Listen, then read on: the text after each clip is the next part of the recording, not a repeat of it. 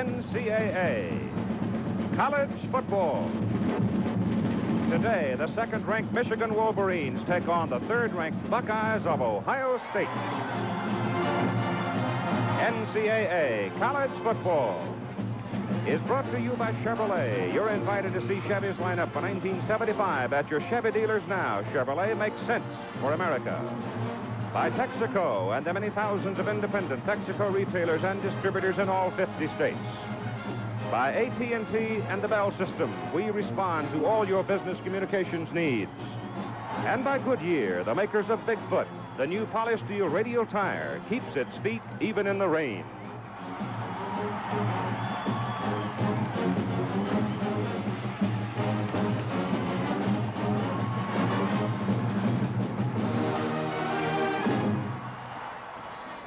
For the past 23 years, either Ohio State or Michigan has led the nation in football attendance. Michigan, averaging just under 94,000 for this season, has assumed the lead. But today, here at Ohio Stadium in Columbus, every nook and cranny is filled with a partisan of one kind or another. And now, ladies and gentlemen, introducing the offensive team for the Michigan Wolverines. Number 37, from Blue Island, Illinois, split end, Jim Smith. Number 67, from Tiffin, Ohio, quick tackle, Steve King. Number 74, from Garden City, Michigan, right guard, Kirk Lewis. Number 50, from Bethel Park, Pennsylvania, center, Dennis Franks. Number 58, from Detroit, left guard, Jim Armour. Number 64, from Midlothian, Illinois, strong tackle, Pat Tompane. Number 84, from Kentwood, Michigan, tight end, Greg Denbour. Number 24, from Elizabeth, New Jersey, wingback, Gil Chapman. Number 44, from Tiffin, Ohio, fullback, Chuck Heater. Number 5, from Troy, Ohio, tailback, Gordon Bell. Number 9, from Massillon, Ohio, quarterback, co-captain Dennis Franklin. Number 6, from Akron, Ohio, defensive safety, co-captain Dave Brown. And the head coach of the Michigan Wolverines, Bo Schembechler. Introducing the offensive team for the Ohio State Buckeyes. Number 80, from Dayton, Ohio, tight end Doug France. Number 72, from Lorain, Ohio, left tackle Kurt Schumacher. Number 60, from Gibsonburg, Ohio, left guard Ted Smith. Number 52, from Kent, Ohio, center Steve Myers. Number 69, from Bucyrus, Ohio, right guard Dick Mack. Number 73, from Williamsport, Pennsylvania, right tackle Scott Dannelly. Number 82, from Xenia, Ohio, split end Dave Hazel. Number 7, from Washington, D.C., quarterback Cornelius Green. Number 48, from Pittsburgh, Pennsylvania, wingback Brian Bashnego. Number 38, from Asheville, Ohio, fullback Harold Henson. Number 33, from Long Beach, New York, fullback Pete Johnson. And the head coach of the Ohio State Buckeyes, Woody Hayes.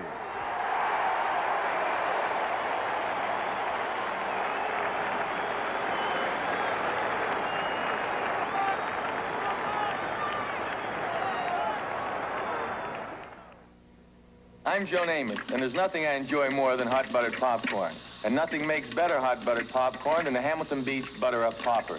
It's the original automatic self-buttering popper. You just put the butter here, and you get the greatest hot buttered popcorn you ever tasted. Get the Hamilton Beach Butter Up Popper. Look for this box with Joe's picture on it at stores everywhere. The Butter Up Popper from the Hamilton Beach Scoville world of appliances.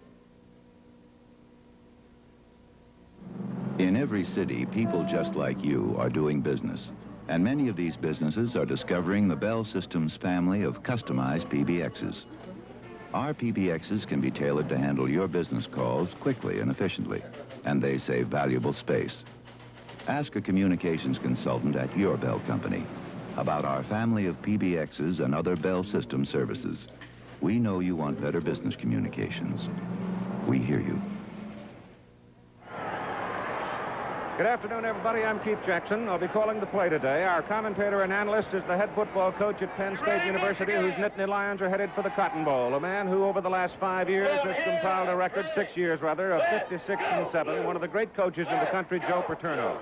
He looks like you're ready. All he needs a hard hat and get in there, Joe. I tell you, it's got to be, Keith. This is really an exciting football game. I'm really looking forward to it. You look at the history of the Ohio State Buckeyes with a record of 9-1. You see ball control.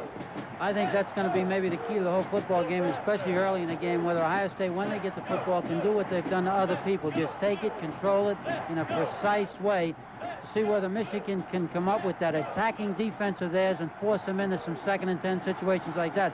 I think that's going to be one of the key things early in the football game. Ohio State getting the football, being able to keep it without Michigan kind of forcing the line of scrimmage. Of course, the Michigan defense, as you study that, equals field position for the Wolves. Exactly. Michigan's had that ball. The other teams had the ball in Michigan territory several times and not been able to score because Michigan does force on defense and makes the other people go a longer way than they want to go. In this particular ball game, the forward pass has been a missing factor. Well, I think maybe that the key again to the football game as to whether we're going to have a high-scoring game or not will be whether somebody decides to throw the ball early. Somebody decides to throw it early and has some success with it, may open up the whole football game for us. There is certainly no shortage of emotion for it from any segment of the population having to do with this game. Now, you could feel it everywhere. You could feel it in town last night. You could feel it this morning. You can especially feel it right now. Not only, I'm sure, up here in the stands, but down on that sideline, there are a lot of young people determined to play a great football game. Joe, nice to have you with us. Right now, let's spend a moment with Bill Fleming in New York. All right, thank you very much, Keith. And, of course, the thing that I think is quite important to mention here is the fact that Michigan has not won in Columbus, Ohio since 1966. That Ohio Stadium is not an easy place to win. Now let's bring you up to date on the key games today that we're going to have special emphasis on. Yale and Harvard, with Yale, one of the 4 undefeated, untied teams in the nation, going for an Ivy League championship today against Harvard. Kentucky and Tennessee, although the SEC championship is going to be decided between Auburn and Alabama. That'll be on November the 29th, which you'll see on ABC. This game is rather important because it will determine who will play Maryland in the Liberty Bowl. If Kentucky wins or ties, they will go to the Liberty Bowl. And then, of course, it's Nebraska and Oklahoma for the Big 8 championship. The Oklahoma Sooners ineligible to go to a bowl, but Nebraska is all set to go to the Sugar Bowl against Florida. Okay, there's more excitement. There's Woody Hayes on the field, and let's go to Keith Jackson.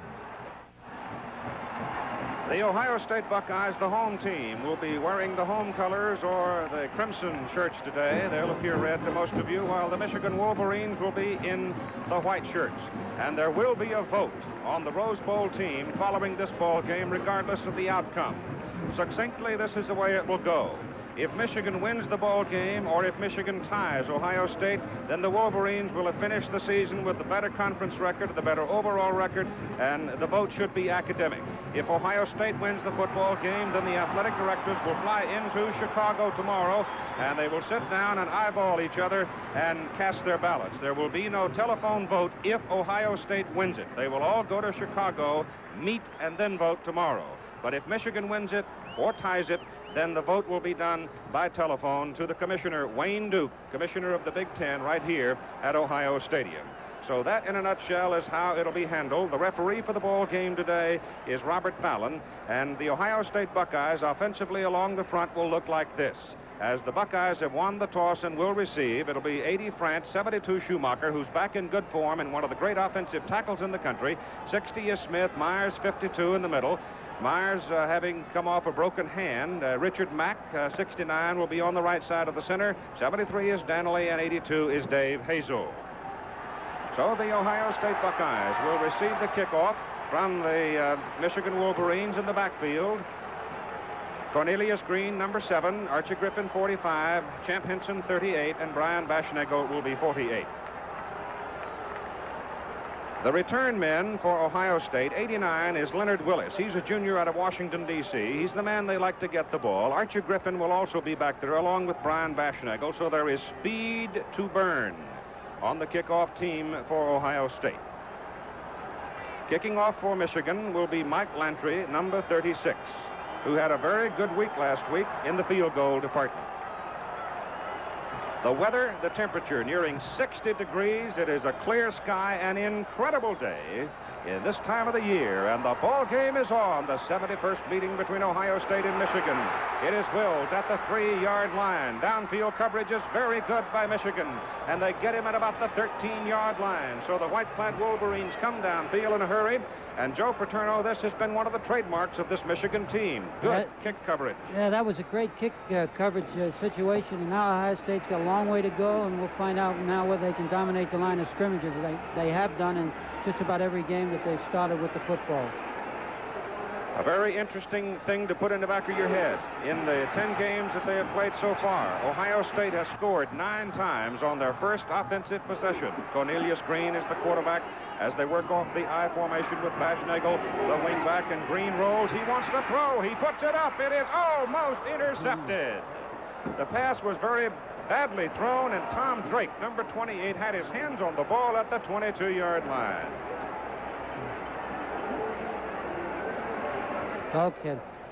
You'll see now that he has a man open. He overthrows it a little bit. He's in a nice position in that zone. He's got right in the right seam, and Green just overthrew him a little bit. I guess maybe a little bit jittery early in the football game, but it looks like Ohio State's going to start right out throwing that football and keep it loose. But what an emotional lift it might have been for the Wolverines had Tom Drake been able to hold on to it down around the 20-yard line. It's 2nd down and 10 to go now. Let's call it the 12-yard line for this offensive series. Closer there. Green's going to throw it again deep in his territory, getting pressure. Gillick hits in number 81. The ball squirts loose, but I believe he was down, and he lost a yard on the play. Dan Gillick, a junior out of Sterling Heights, Michigan, drilled him. So Ohio State surprising everybody, going to the air in the first offensive series deep in their own territory as you see the Big Ten standings. Ohio State's only loss coming at East Lansing, Michigan, in one of the most controversial and exciting football games of any season. We have a change at tight end now for Ohio State as Mark Bartosik comes in, number 87, replacing France. He is the better pass receiver. It is 3rd down and 11 yards to go. They throw the ball, and there is no room for Archer Griffin. He's ducked behind the line of scrimmage, back at the 8-yard line. And so the Michigan defense looks very quick and very strong in the first offensive series of the game. They were in great position in all 3 of those plays, actually, and they're ready. They're heads up right now. Michigan figures to get the football in good field position as Ohio State is going to have to go to the punt and kick it out of the end zone. And it'll be Tom Skladany doing the punting, number 1. He is averaging, Skladany, 45.5 yards per punt. He gets it up in the air. He does not get a 45-yard average out of that one, but he does with a roll. It takes an Ohio State bounce, and it rolls dead at the Michigan 47-yard line, 44 yards on the punt. And Michigan gets the ball almost in the middle of the field. And along the front for Michigan, they'll line up this way. 37 is Smith at split end. King is 67. Lewis 74. Dennis Franks number 50 in the middle at center. Armour 58. Tom Payne 64. The tight end is Denbour 84. And the Michigan backfield. Dennis Franklin at quarterback. He says he feels pretty good, but the ankle has to be sore. Bell, the tailback, Heater, the fullback, Chapman, the wingback. It goes to Gordon Bell. He's in Ohio State territory. From his own 47-yard line, he takes it to the close to the 48-yard line. Some good blocking up front there, and a nice block by the lead fullback on that play. Looks like Michigan's going to do what we thought Ohio State might do. They're going to try to test that inside of Ohio State's line. Go right at them. They're in great field position. They can put together a couple of first downs. They'll be in that 4-down area. Call it a 4-yard pickup for Gordon Bell, the tailback. The ball is on the Ohio State 49-yard line. Dennis Franklin gives it to the first man, Chuck Heater. Heater goes to the Ohio State 45-yard line. He gets 4 yards. Pete Cusick, number 71, the weightlifting 250-pound defensive tackle from Lakewood, Ohio, makes the stop on him. And you're looking now at a 3rd down and 2 for white-shirted Michigan. The Wolverines have won all 10 ball games. They've had to struggle in a couple of them. The Illini, as you can see, gave them a hard time. But last week we saw them against Purdue, and they were magnificent. The ball is just inside the 45. 3rd down and 2 yards to go for the first down for Michigan. It goes to Bell. He's got the first down as he penetrates to about the 42-yard line. The block thrown by Chuck Heater, the fullback. He led him through the hole, but some good work on the right side by number 58, Jim Armour, the right guard. That's a big first down, Keith. They get another one right now, and they're, as I said, in a 4-down area. They get a chance to 4 downs to make a first down, and they're in good position to get on the scoreboard first, which I think psychologically is a big thing in a football game of this stature. This is the first of 2 games to be seen on most of these ABC stations today at 4 Eastern Time. The other half of the Rose Bowl battle between USC and UCLA. As Franklin sets the throw. He goes to Chapman. He's got him open. Chapman is loose. Running for the flag. Touchdown!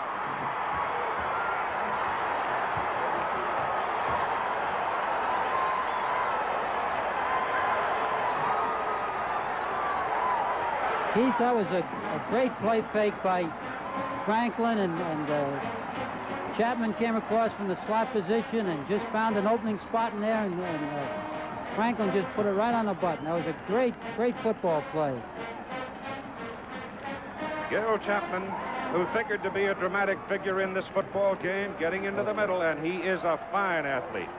Joe Paterno, you know, because you got well acquainted with him. That's right. We tried very hard to recruit him. All right, Mike Lantry is in for the extra point try out of Tom Drake's hole. Mike puts it up, left foots it through there. And so, 11:52 to play in the first quarter. Michigan takes the lead by a score of 7-0, and let's have another look at the touchdown. As you see, here's Chapman. Now they're faking away from Chapman. Now he just works into that open area, gets the ball, makes the man miss him, makes a beautiful cut on that nice downfield block by the tight end. And that's a really big league play. That's a great way for Michigan to start. 7-0 Michigan.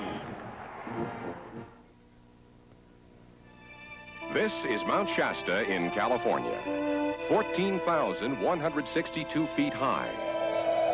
Because America needs more oil than ever before, we sometimes have to drill over 3 miles straight down to get it. And that's deeper than Mount Shasta is high. Now, to give you an idea of just how deep that is, try to imagine drilling to the bottom of Mount Shasta. Even though the average cost of drilling down 3 miles could run $1 million, it's the kind of thing Texaco is doing to bring you the oil you need. And right here in Louisiana, Texaco is drilling several wells that are expected to be over 3 miles deep. We're doing our best to bring you oil, even if we have to drill deeper than Mount Shasta is high to do it.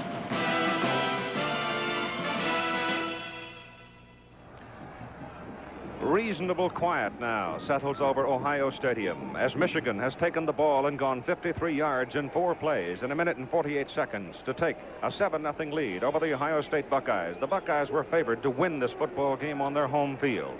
They may yet do it, but they will work harder, I suspect, than they anticipated they might have to. It'll take the resource of every man to bring it back, because Bo Schembechler and his Michigan Wolverines, they were steaming last weekend about this ball game, and no question about it, the fever for this game is as high as any as I have ever seen. So Mike Lantry will kick it off again for Michigan.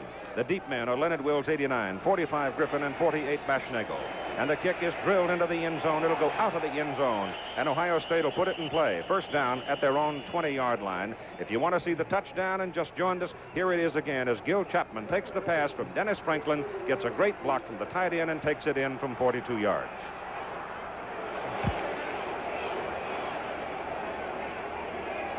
It was a great play to call, great call, 1st and 10 after that first down, and Ohio State all tough, trying to stop that run, stop another first down. It was just a great play, a great call by the Ohio State now let's see what quarterback. The Buckeyes can do from the 20 as Cornelius Green gives it to Archie Griffin. He's hit at the line of scrimmage. He's hit hard by number 59, Steve Strinko, the linebacker for Michigan. He may have gained a yard. Certainly no, he did not gain that much. They give him just about a foot. I would imagine, Joe Paterno, that every time Archie Griffin moves today, there will be some member of that Michigan defensive unit moving with him. Well, so many of the plays that Ohio State uses are very similar to what the Michigan people use, and I think that they're familiar with them, and they'll be in good position for most of the runs. They may have some trouble with some other stuff. Here's Green back to throw. He gets it off. He throws it too high. It is incomplete. We have a penalty flag thrown. We may get an interference call, as Baschnagel had gone into the secondary. as one of the two receivers. Dave Hazel was the other. There were some bumping on Bashnagel, and we may get a defensive interference call against Michigan. There it is, as Bob Fallon marks the ball. So that will be a first down for the Ohio State Buckeyes, their first of the ball game, and that, incidentally, is the only penalty call in college football where you can get an automatic first down. Now, Bashnagel is open here early, Keith, and now it's really not a deliberate pass interference, as you can see. He just was trying to get in position, intercept the ball, and bump him a little bit. The football is marked out at the 36-yard line as Green comes down the line. Pitches to Archie Griffin, number 45, and Griffin fighting up the sidelines. And he gets it into Michigan territory. A great individual effort by Archie Griffin. It's a first down for Ohio State at the Michigan 46-yard line. He gained 18 yards, including the Rose Bowl of last year. Archie Griffin has gained 100 yards or more in 21 consecutive football games. That's a great bit of running. He's an awfully powerful young man around the thighs and in the hips. He shakes off people very well. His younger brother, a freshman, Ray Griffin, backs him up at the tailback slot for Ohio State. And he sets a little bit deeper off the eye than some of the teams. That gives him a chance to read. Green turns. He keeps it this time. Green coming around the corner. He's down at the 42-yard line before he is rolled out by number 81, Gillick of Michigan. Yeah.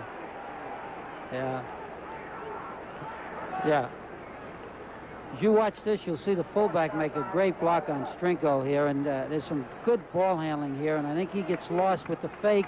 And then the fullback just, that's Johnson, just runs over Strinko. And, of course, then Green could take the ball to the outside. He gained 4 yards. It is second down and 6 for Ohio State from the Michigan 42. Michigan leading it 7-0.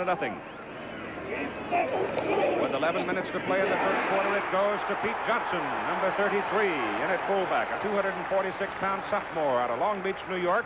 And he takes the football down to the Michigan 38-yard line, and he gained 4 yards. It'll be a third down and about 2 yards coming up as we see Woody Hayes moving along the sideline. Here again, we have a big play for Ohio State. If they can make this first down and get that ball in the 4-down area, they get some things going for them, because if they can score on this drive, they'll take away some of that psychological edge that Michigan may have gathered.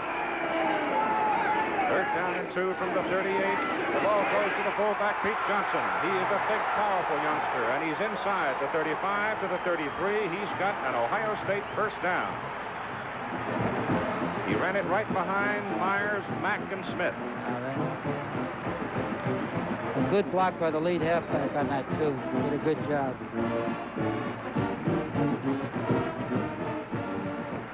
Ohio State's record 9-1.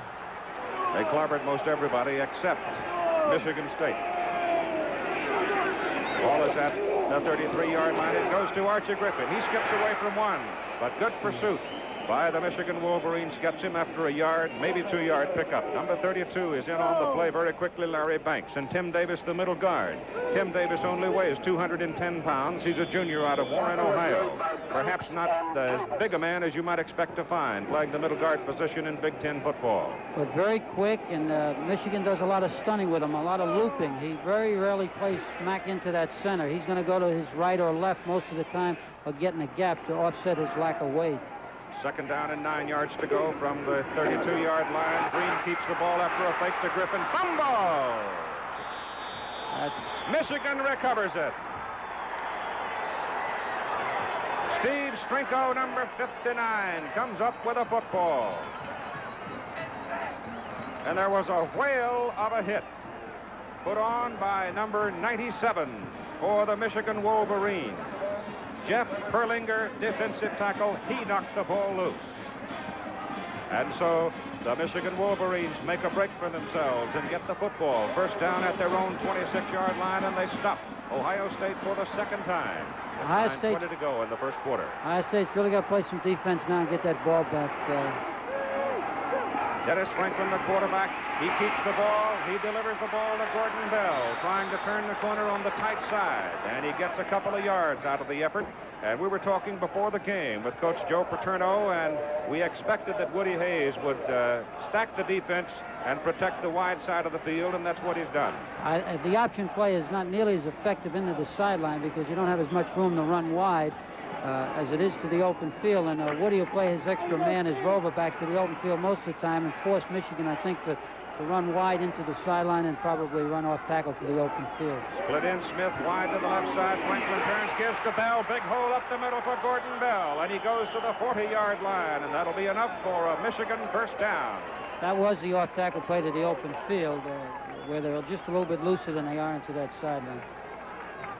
Ball is just outside the 40 for the Michigan Wolverines as Bell picked up 9 yards. Gordon Bell, a very dramatic running back. First quarter history scoring this season. You can see Ohio State has put a lot of points on the board early. So far, they are trailing 7-0 with 8:45 to go in the first quarter as Franklin gives the ball to Bell. You notice the quickness, and he pops out of there and he goes for another first down as he moves the football to the Ohio State 46-yard line. He picked up 14 yards on the play before Doug Plank brought him down. Two things on that play, Keith, that were just great football. Number one, the Michigan people blocked into everybody on that Ohio State line, stood them up, nobody got off a block, created a crack, and Bell found the crack and accelerated through it as a good back should and made himself a good play out of it. First down, Michigan. The ball is at the 46-yard line for the Wolves. Peter and Bell, the setbacks. Franklin gives the ball to Chuck Heater, the fullback. And number 44 is inside the 40 to the 39 before Van de Cree, number 88, can make the stop for the Ohio State Buckeyes. So now suddenly Michigan punches a hole in the middle of the Ohio State defensive line. And they're moving the ball. It is second down from the 39-yard line and 3. As Heater picked up 7 right up the middle.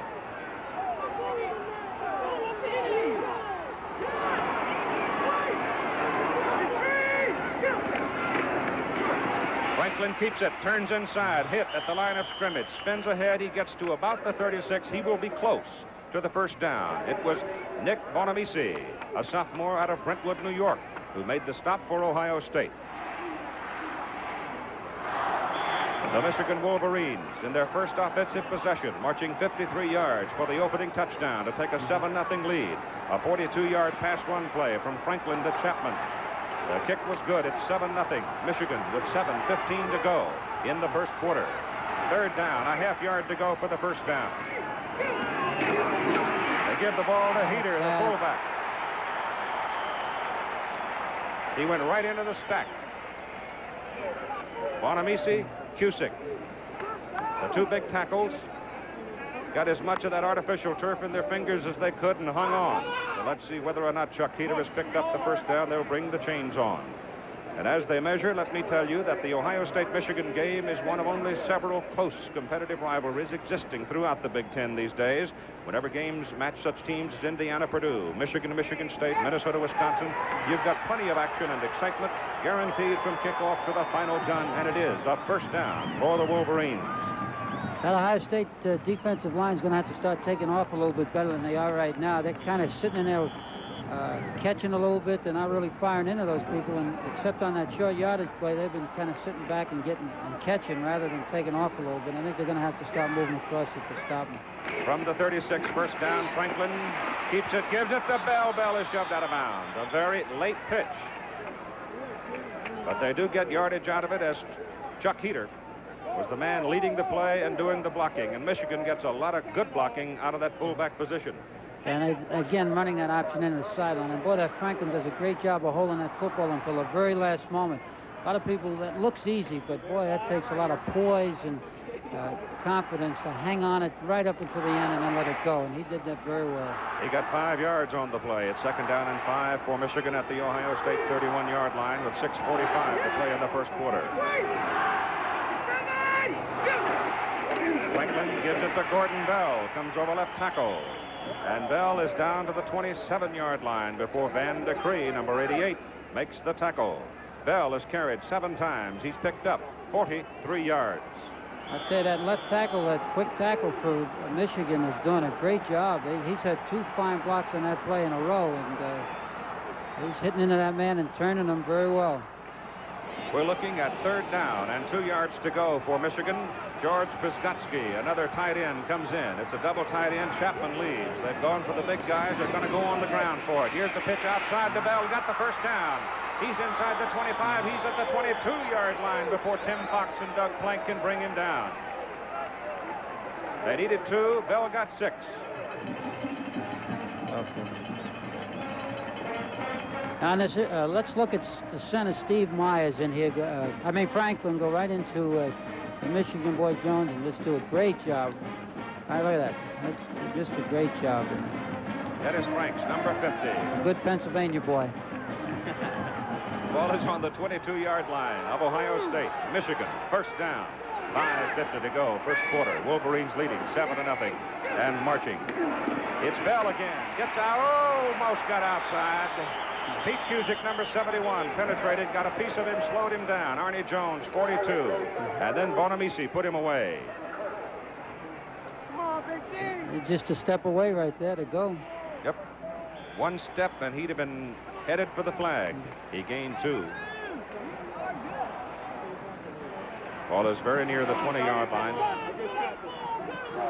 Michigan jumping on top and controlling the football game at this point. Ohio State's first offensive series was -4 yards. Second time, they fumbled it on the 26th of Michigan. Franklin back to throw. He gets it off. He goes for Smith. He missed it. Good defense by Neil Colsey of Ohio State.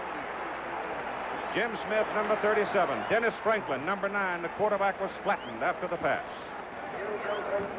This is Smith now in the isolation. Watch him run down here. Does a nice move. Breaks out.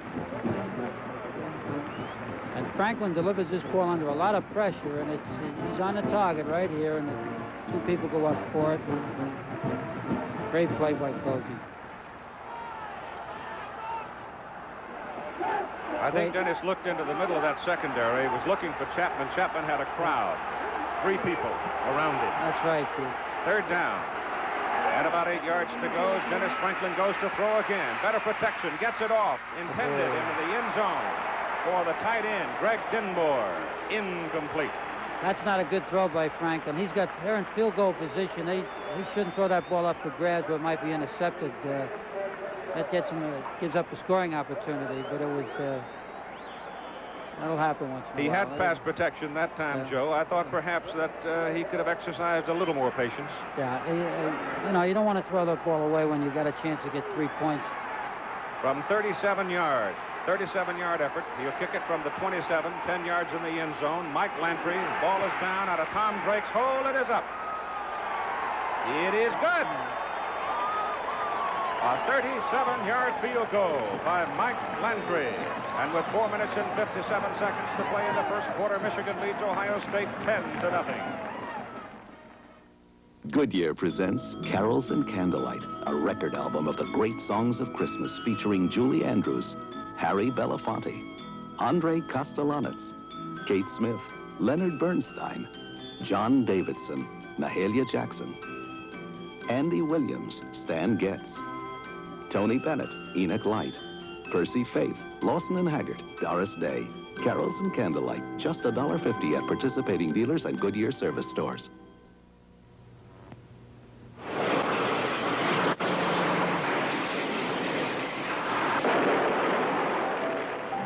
Now comes Miller time. You blew out that 100-foot candle and saved thousands of barrels of crude. And now it's time for the best-tasting beer you can find. Miller High Life, America's quality beer since 1855.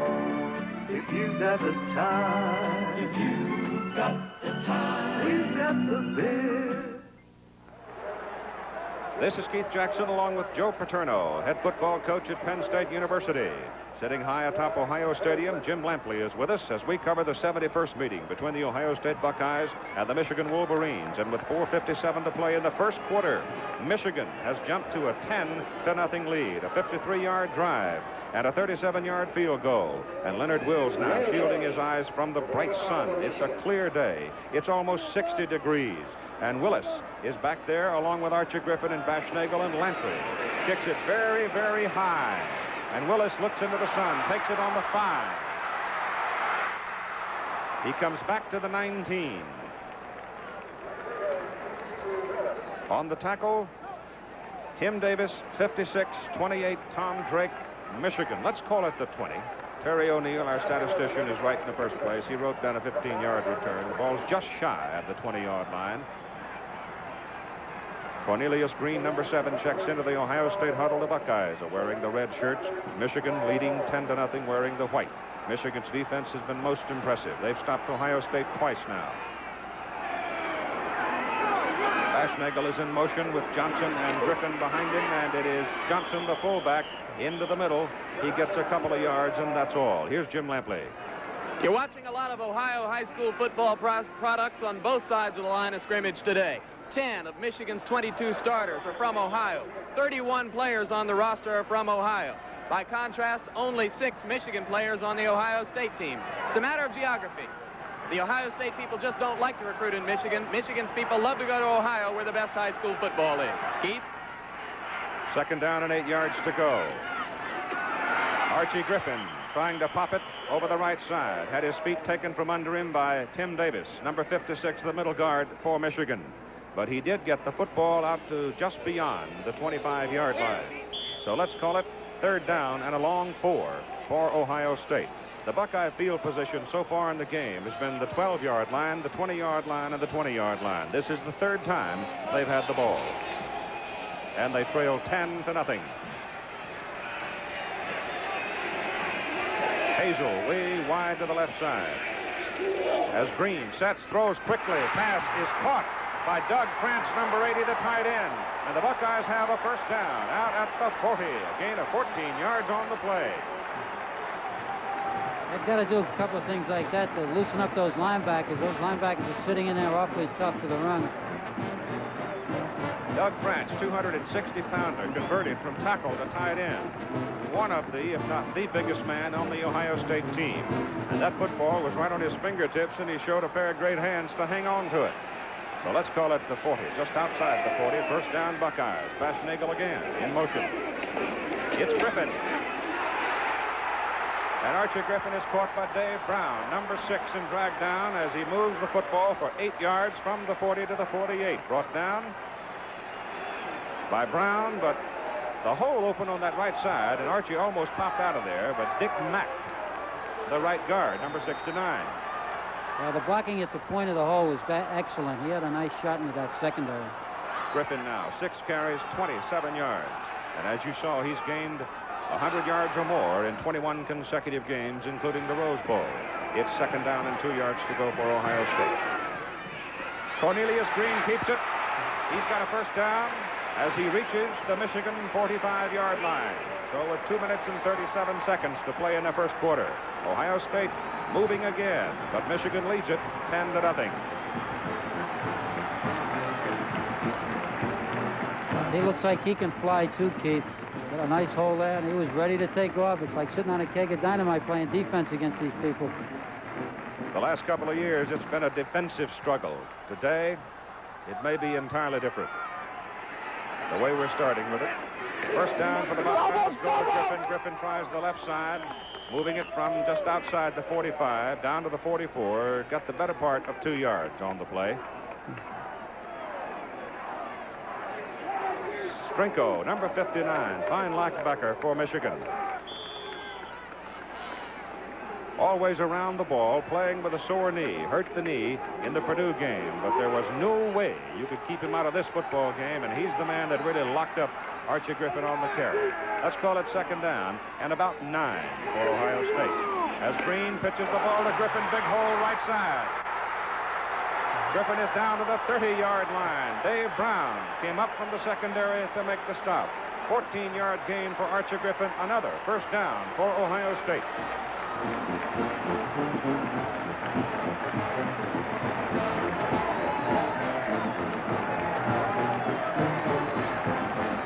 Michigan came into the ball game 10 wins and no losses. Archie now needs 28 yards to break his own Big Ten rushing record. Ohio State 9-1 coming into this game, 2nd and 3rd in the UPI poll.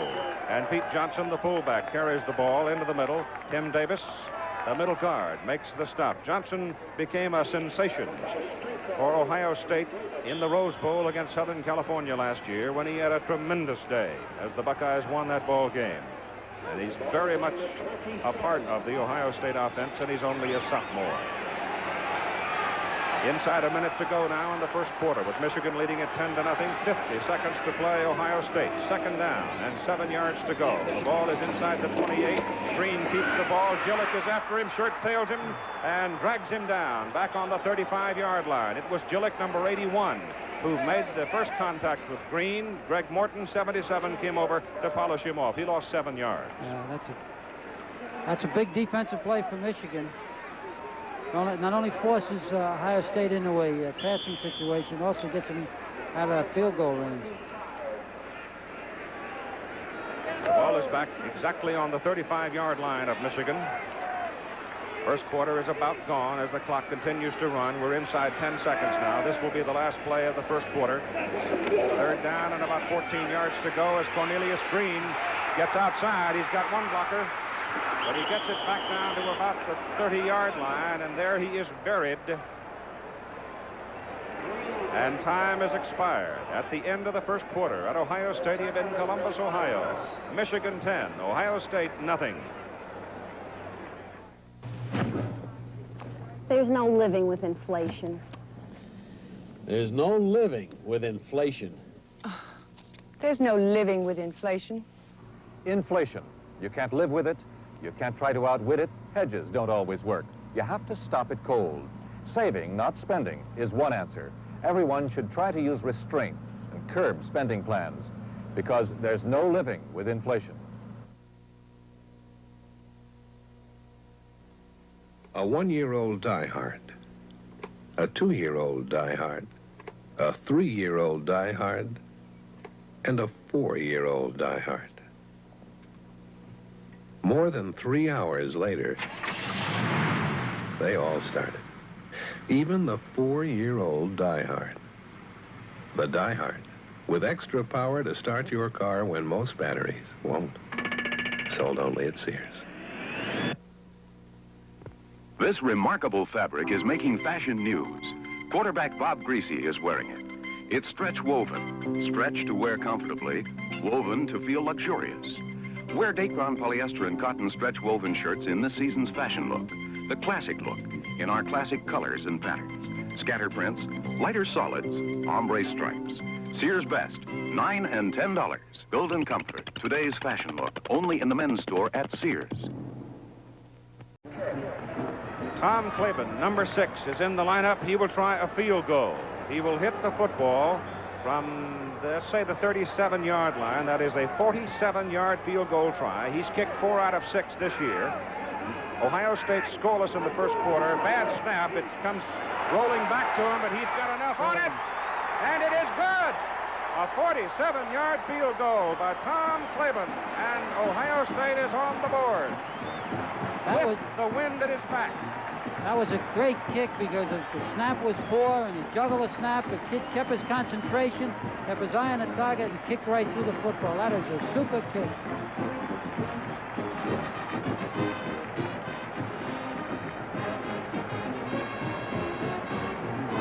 Have another look at it and watch the work of the holder here. Brian Baschnagel picks up the ball, puts it on the tee, takes his time. Claiborne kept his poise and drilled it.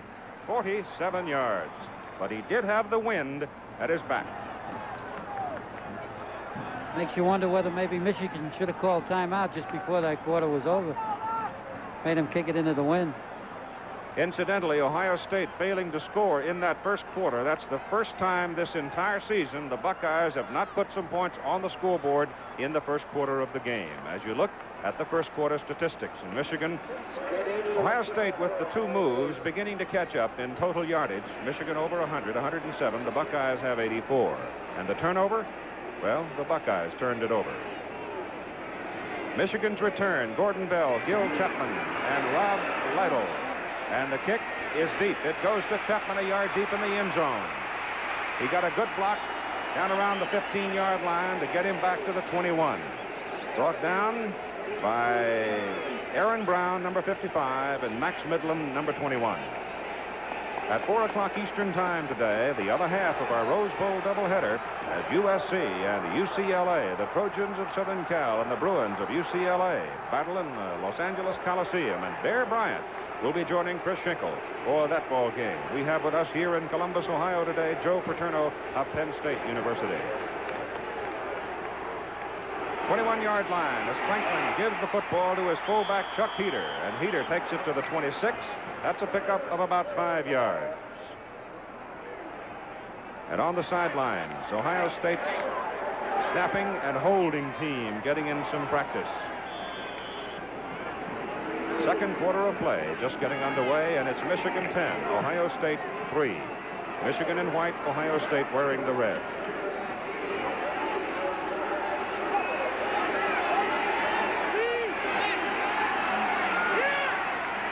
Buckeyes have 7 men up along that front. The linebackers have moved right in tight. They give the ball to Gordon Bell, and he isn't going anywhere against that kind of a defensive alignment. Gains a yard at the most as Arnie Jones, number 42, a linebacker, was the first to get him. So it brings up 3rd down, and they need 4. Arnie Jones, number 42, stepped right into the seam, right into the crack, and came across on the angle with Van de Cree. Put him away.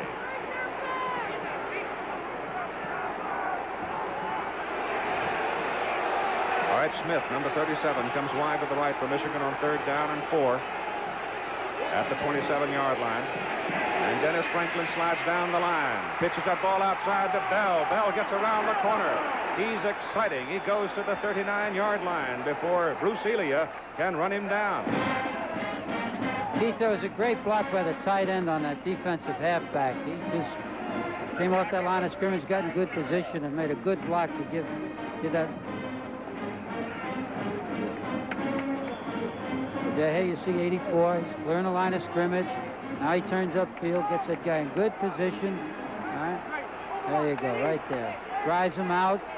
And watch that ball carrier turn up inside of him. The man he took out was 46, Steve Luke. First down, Michigan from the 40-yard line. The play goes up the middle.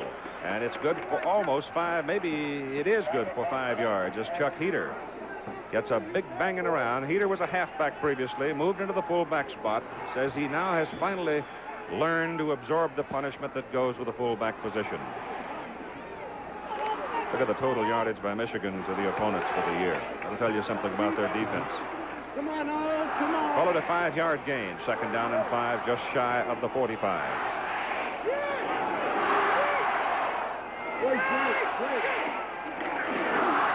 Franklin. Slip. He went down going to his left. The left ankle is his sore ankle. Lost a little bit of real estate, about a yard. Call it 3rd down and 6 now for Michigan. Ball is at the 44.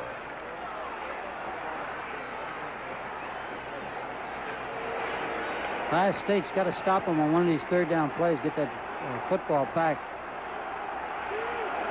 3rd down and 6 from the 44. Michigan 4 out of 5 in converting 3rd down plays. Franklin back to throw. He gets it over the middle. It is intercepted. Picked off by Bruce Elia. And Elia brings the ball back to the Michigan 44-yard line.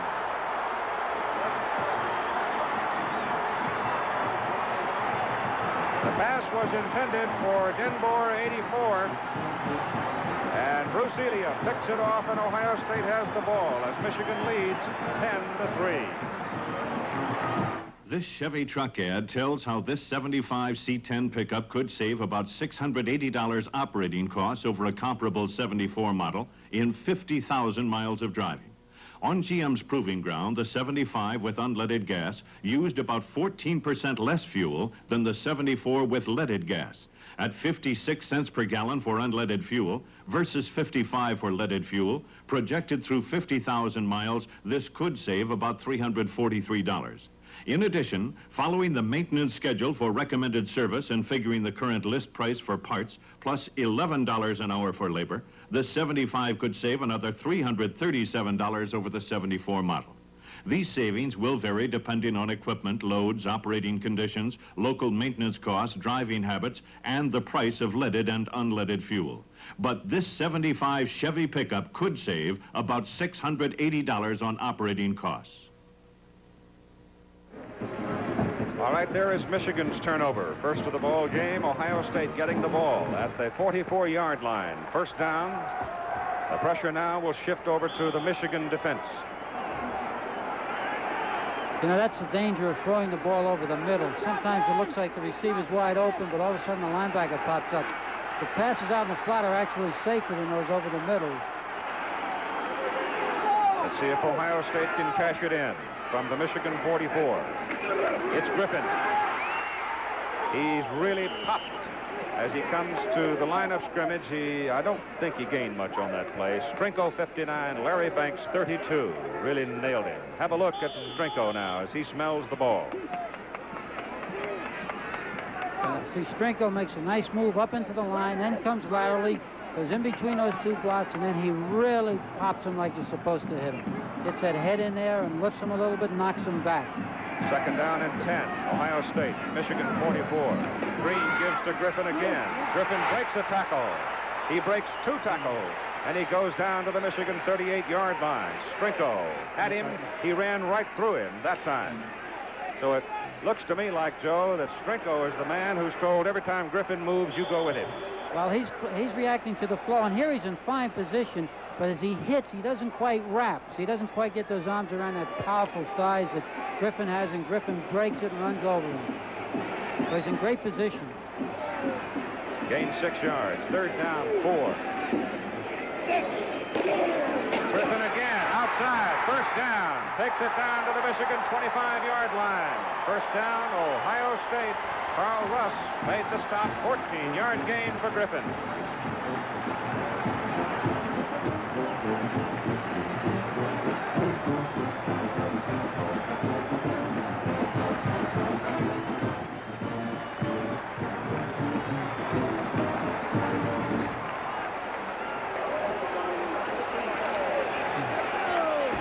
Bartosik, 87 in at tight end. France out for Ohio State. And you see Griffin accumulating numbers again today. Griffin carries one more time. He's inside the 20 down to the 17-yard line before Larry Banks brings him down. He took it for 8 yards, and he should have broken his own Big Ten rushing record with that carry.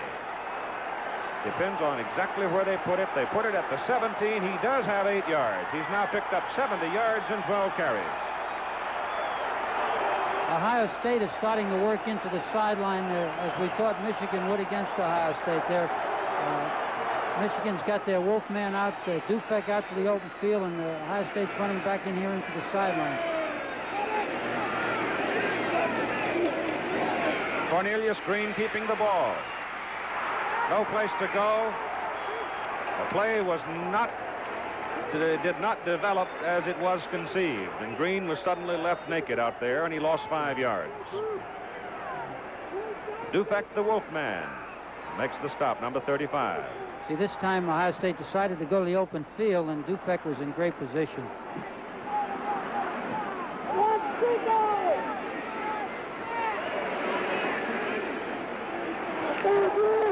So the loss is back to the 22-yard line, where it is now third down and 7 for Ohio State at the Michigan 22. Baschnagel in motion.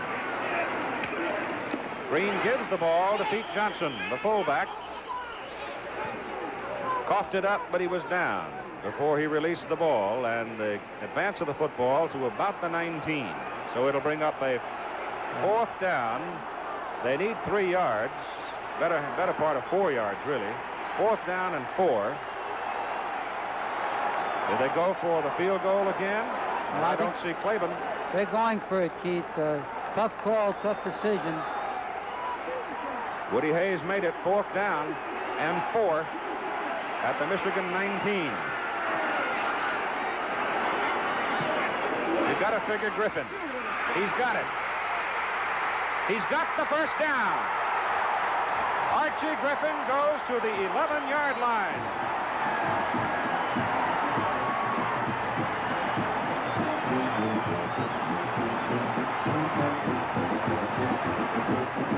Dufek had a shot at him and just missed him. Griffin now 13 carries and 78 yards. What a gut-tough play that was. It's a great execution and great running. First down, Ohio State at the Michigan 11. Michigan leading 10-3 with 7:35 to go in the first half. Griffin again runs into the right side and gets to the 9. Rick Koshak, middle guard, 92, made the stop. Tim Davis out of there, hobbled off the field a moment ago. I think if Archie just kept that thing a little bit wider, he had a nice crack to the outside, but I think he was so determined to go in there and get 3 or 4 that he might have missed that hole just a little bit to the outside. He had some great blocking.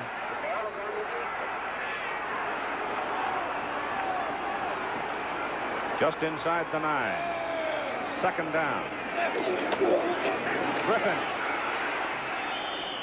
gets a couple of yards, maybe the 7-yard line. Calvin O'Neill, 96, linebacker. Perlinger, 97, tackle.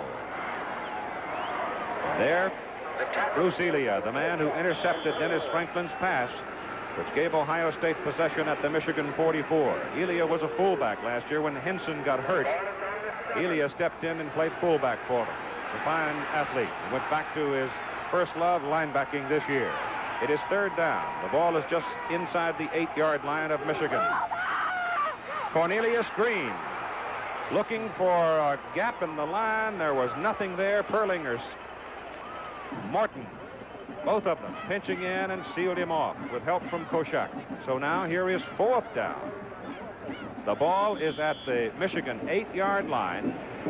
Fourth down, they need 7 yards for a first down and 8 yards for the touchdown. If they go for the field goal, and they will, as Claiborne comes in, it'll be a 25-yard field goal try. From the 15, Baschnagel gets another bad snap, but gets it down. The kick is up, and it is good.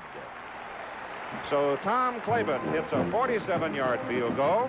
Now he's at a 25-yard field goal. And with 5:50 to go in the first half, Michigan 10, Ohio State 6. This Kodak Pocket Instamatic camera makes some Christmas gift. In fact, Kodak makes 6 different pockets. Each one takes big, clear pictures. And they're easy to carry, too. That's why they call them pockets. We sure are glad Kodak makes 6 of them. Because as you can see, There's a lot of variety in this family. Okay, everybody, hold it. Kodak Pocket cameras from less than $23 at your photo dealers for your family tree. Ryder rents trucks, new Chevys and GMCs. And Ryder does everything possible to make sure the wipers work, the headlights work, the brakes and steering and transmissions have been checked out. So practically nothing can stop a Ryder truck. Because when you rent trucks, you don't want them to give you problems. You want them to solve your problems. Doug Porter is a freshman in doing the snapping for the kicks for Ohio State. And again, that snap was a little off target, but Baschnagel is a pretty good shortstop. Handled that ball well, and Claiborne has drilled it. Gil Chapman now, number 24, is the deep man standing at the goal line. Flanking him are Gordon Bell and Rob Lytle. Ohio State getting 2 field goals from Tom Claiborne, trail in the ball game by a score of 10-6. Michigan has been very quiet offensively here in the second quarter. After dominating the first quarter, they bump together in the end zone, Bell and Chapman, and they will down it there, and Michigan will have the football, first down, at the 20-yard line. Watch Baschnagel here, number 48, Holder now. Watch him. Ball comes scooting back inside, right at the shoe top. Scoops it up, handles it with soft hands, puts it on the tee, and Claiborne popped it right through. Well, Baschnagel's a great athlete. Great athlete. Another good Pennsylvania boy, Keith. A lot of good old Pennsylvania boys going to be busting helmets Thanksgiving night. Yeah. And Penn State. You'll see it over most of these ABC stations at 9 Eastern Time, Thanksgiving night. Dennis Franklin gives the football to Gordon Bell, the tailback. He tries to go up the right side. There's nothing there but a mass of humanity. He'll get a yard out of the play. Since Dennis Franklin threw the touchdown pass of 42 yards to Gil Chapman, he's 0 for 3 and has had 1 intercepted. But his football team, the Michigan Wolverines, wearing the white, leading by a score of 10-6 with 5:25 to go in the first half.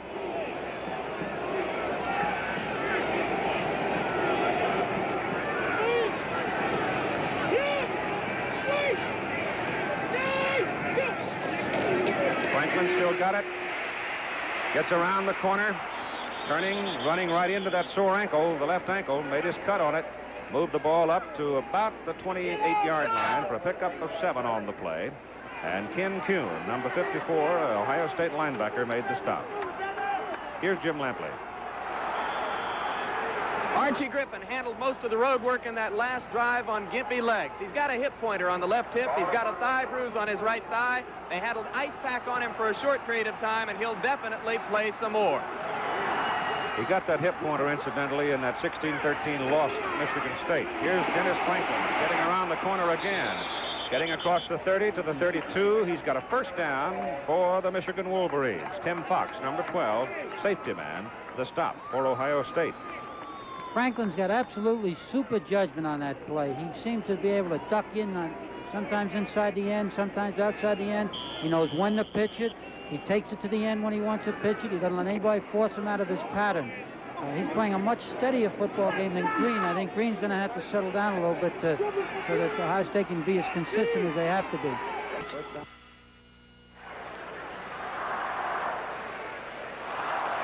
We're back at Ohio Stadium. The football is at the 34-yard line of Ohio State. Mike Lantry is in to try a field goal from the 41-yard line. That's a 51-yard field goal. Will he try for it against a 15, 20-mile-an-hour wind? Yep. It has absolutely no chance. The ball skitters off the foot, goes into the end zone, and Ohio State holds, takes over first down at their own 20-yard line with 1 minute, 11 seconds to play in the first half, and Michigan leading it 10-6. Okay, United, here it is, and it's not going to be easy. One call to United's Apollo Reservations from you or your travel agent can handle some pretty snarly travel plans. All set, Mr. Martin. You've got a reservation, rental car, low-cal meal, and the same thing on to Denver. You got it. You got it, Mr. Martin. The spirit of United's friendship service. It's catching. I got it. The friendly skies of your land. Feel the spirit catching on now. United Airlines.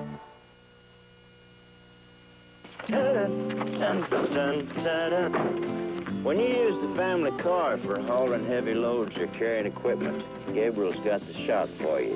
Hijackers, to lift the loads you're hauling. Air-adjustable shocks you feel like a tire for wagons, campers, and trailers. Hijackers lift up to 1,000 pounds. To help you maintain a safe, level ride, let Hijackers take the load off. Gabriel Hijackers. King of the road. As you grow older, you may lose your health or your job or suffer economic loss. There's one thing you cannot lose, your education. That's why our colleges and universities are helping all kinds of people to get the one thing that no one can take from you. The Ohio State defense stopping Michigan. Michigan has been relatively quiet here in the second quarter of play. Ohio State with 1:11 to go in the first half of the ball game. Let's see what Woody Hayes decides to do. Whether or not he'll just run it out or whether he'll put it up. Cornelius Green on the option, turns around, gets from the 20 out to about the 22-yard line. Joe, do you suspect that I would doubt Woody very much if they're going to throw the football right now. Actually, Ohio State's in good position. They've come back from a 10-0, behind 10-0. They've come back and had some good drives. Actually, Michigan has not stopped them. They've only had to punt once, I believe, and I think they're just not going to get careless now and go in behind by more than the 4 points. They're in good shape, and I would imagine he's just going to try to run that clock out. Second down and 8 yards to go from the 22. Green steps back to throw, keeps it himself, and runs it out to about the 26-yard line before Greg Morton and Dan Gillick bring him down. And we got less than a minute to go in the first half of play.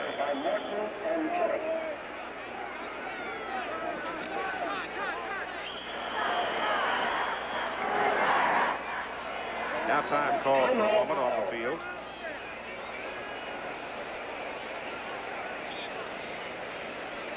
So time is out on the field with 45 seconds to play in the first half. Michigan leading Ohio State 10-6. You know, a recent NCAA study revealed some interesting facts about participation by students in intercollegiate athletics and intramural activities. Probably no surprise to you, football has the most participants at the intercollegiate level, but cross-country, golf, soccer, swimming are fast-growing sports on campus. More students are taking part in some athletic endeavor than ever. 11.8% more men taking part in intercollegiate competition than 5 years ago, and over 50% more women. In the intramural activities, 35.7% more students, men and women, competing now than previously. And to support the student interest, the nation's universities and colleges have, in this year of 1974, a combined total of $1.9 billion in facilities, investment, and annual operating funds. And what all these facts and figures mean is that the educational system is the dominant factor in this nation in providing motivation, training, coaching, and facilities for sports and for recreational pursuits. All right, the whistle tells us on 3rd down and 3 yards to go for Ohio State. 45 ticks remaining on the clock in the first half. Griffin hit at the line of scrimmage, slides away, and gets it across the 30 to the 32-yard line, and a first down for Ohio State. We may see Ohio State throw the ball now, Keith. They've got a little better field position, and they may decide that they can take a chance with a couple of deep passes or maybe a little screen or something of that nature. Clock is running, 35 seconds. Cornelius Green fakes the pass, keeps it, tries to break it outside, and gets it up across the 40 to the 42. He'll be a little bit short of his first down. Green has carried 9 times, picked up 10 yards. He's now wiped out his losses, and time is called by Ohio State. So we have 26 seconds to play. Buckeyes spend another timeout, and Green comes to the sidelines. Cornelius Green, offensive co-captain, and he is out of Washington, D.C. At 4 o'clock Eastern Time today, in the Los Angeles Coliseum, the USC Trojans and the UCLA Bruins. Here's Jim Lempley. There's a lot of superstition that surrounds this football game, and because of it, the Michigan football players under Bo Schembechler are staying in their 3rd hotel in 5 years here in Columbus. Bo won't stay in a hotel where his team has lost before, and they haven't won in Columbus since he's been coaching there. So this time they stayed at a new one. And by coincidence, they wound up staying directly across the street last night from the Ohio State players who stayed in a motel on Friday night. They could eyeball each other out the window, theoretically. That's just one of the many ways in which superstition affects this huge rivalry between Michigan and Ohio State. Keith? All right, Jim, I'll guarantee you one thing. There was a moment during the season where a couple of Big Ten teams got together after their game and had supper. You didn't have any of that last night, nor will you have it tonight between these two. It is 2nd down, very short yardage for the first down from the 42. Green turns it inside, gets his first down as he runs it out to the Ohio State 48-yard line. Tim Davis cut his feet from under him. And the clock now stopped as the chains are moved with 21 seconds to play in the first half. Michigan leading 10-6 over Ohio State. Green back, wants to throw, does get it off, goes to the sideline. Pass good to Hazel. He's down at the 26-yard line of Michigan. 10 seconds to play, 25-yard gain. Right now, they're right on the verge of field goal range. He's got, what, 10 seconds? They may go for the kick right now. I don't know. I think they have 1 timeout left. They may run it, call timeout, and then kick it. Here's the pass play to Hazel. He kind of just drifted out there in that right flat. And Green moved around, scrambled a little bit, spotted him, and threw the ball out there. Ohio State with 1 timeout remaining, only 10 seconds remaining on the clock here in the first half. I would imagine they'll run that ball to the left over here, give it to Griffin off tackle left, try to get it right in the middle of the goalpost. First down at the Michigan 26. Griffin goes instead of the left to the right. So the ball is going to be on the right hash mark as Cal O'Neill makes the stop for Michigan with 6 seconds to play in the first half. So Baschnagel comes in to hold it. And Tom Claiborne, a junior out of Cincinnati, who's kicked a 47-yarder. He's kicked a 25-yarder, will now try a 43-yard field goal for Ohio State.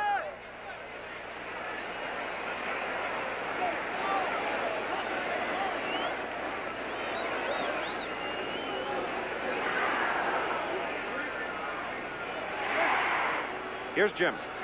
There was a big groan on the Ohio State bench just then when Archie Griffin went the wrong way. Obviously, he was supposed to bring the ball back toward the middle of the field so they could get a better angle on the field goal. Griffin went outside instead of coming back that way, and everybody on the bench turned around and went, oh, no. Keith?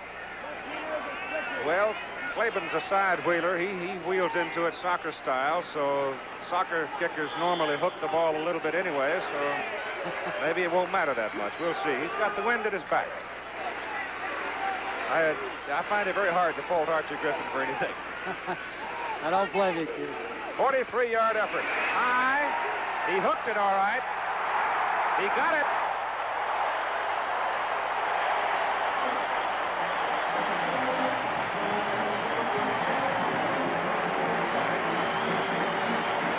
With only 2 seconds remaining on the clock before the end of the first half, Ohio State pulls within a point as Tom Claiborne gets his 3rd field goal.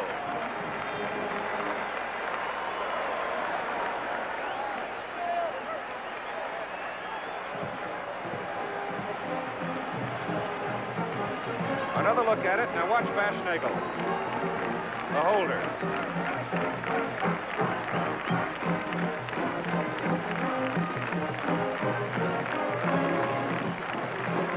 Well, he's been handling the ball all day. This time he went for the holder. 3 for 3 in a pressure ball game like this. Not too bad for that young man. Boy, they're great kicks. That one had a lot of distance, a lot of height.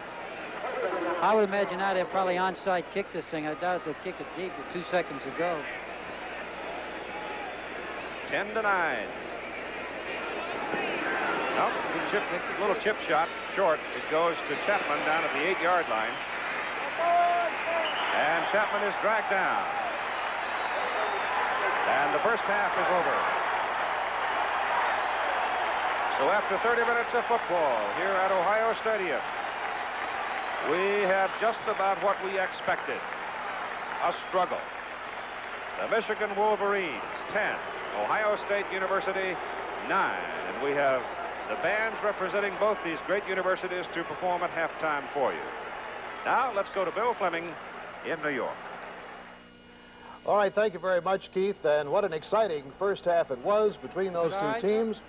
And I can only say this, that it's always been exciting between Michigan and Ohio State. If you add up the scores in the last 5 years, you find out that Michigan, going into today's game, has 64 points. Ohio State has 63, and it's just that close right now.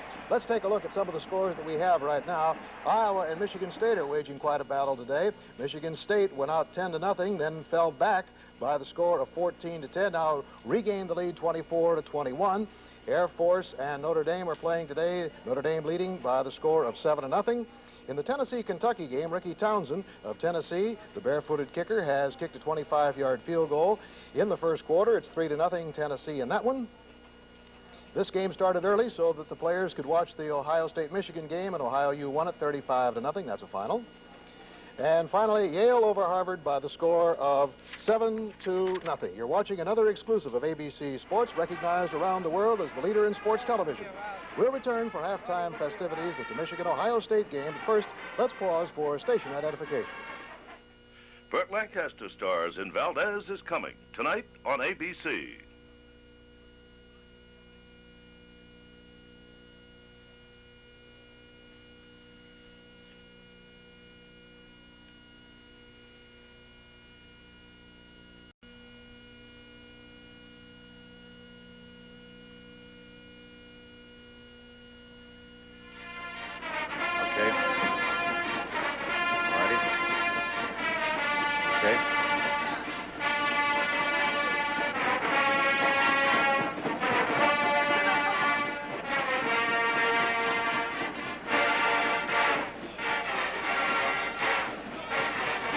The Michigan Band is on the field, performing here at halftime, directed by George Carpenter, as the Michigan Wolverines lead the Ohio State Buckeyes by a score of 10-9 at halftime.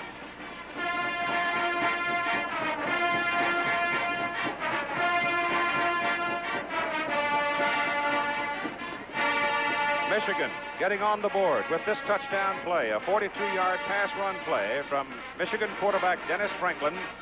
took his time, hit Gil Chapman, number 24, over the middle. Chapman shaking off a tackle, took it in for the touchdown, just getting it into the corner. Here was the key moment for him as he was able to shake that Ohio State tackler, then got a good block downfield and took it into the corner for the touchdown, and the Wolverines had the score. That plus a 37-yard field goal by Mike Lantry gave them a 10-0 lead. But now Tom Claiborne has come back to kick 47, 25, and this 43-yarder to give Ohio State its total at halftime of 9 points, and that's where we are. 10-9, Michigan leading Ohio State here at Ohio Stadium. The day is perfect. Temperature about 60 degrees. You can't find a cloud, and it's a marvelous day for a college football game. What better game could you have than this one?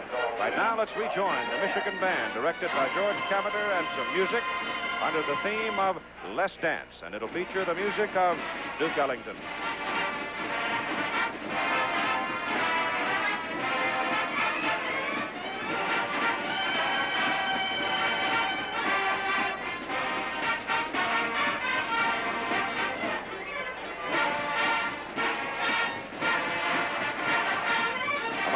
Say it features the music of Benny Goodman, and you'll hear a song in this group made famous by a gentleman named Gene Krupa.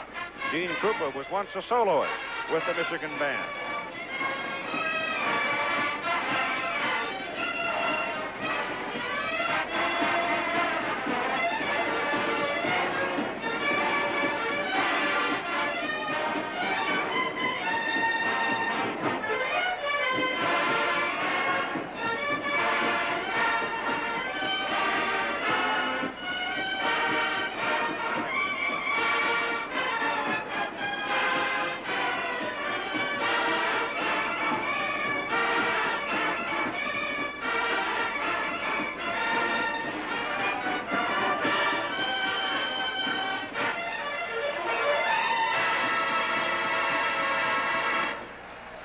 From the clarinets of Benny Goodman's famous Let's Dance.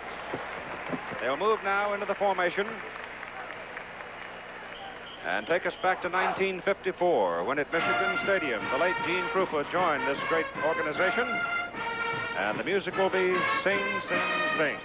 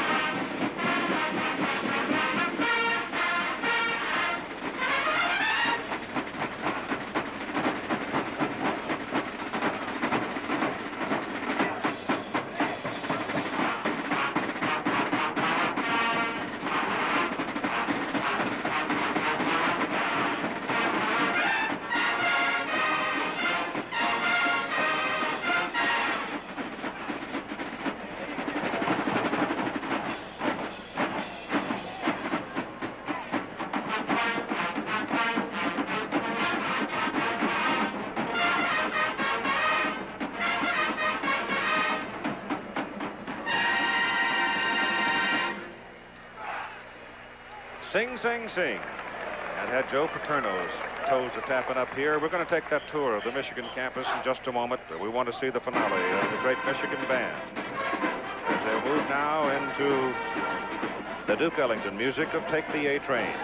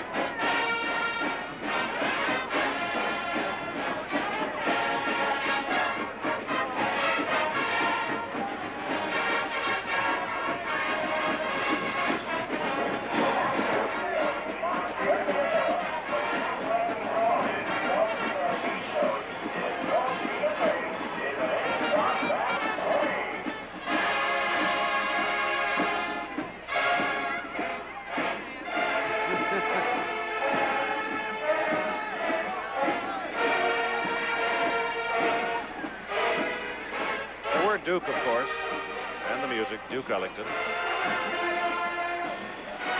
It is not a salute to Wayne Duke, the commissioner of the Big Ten.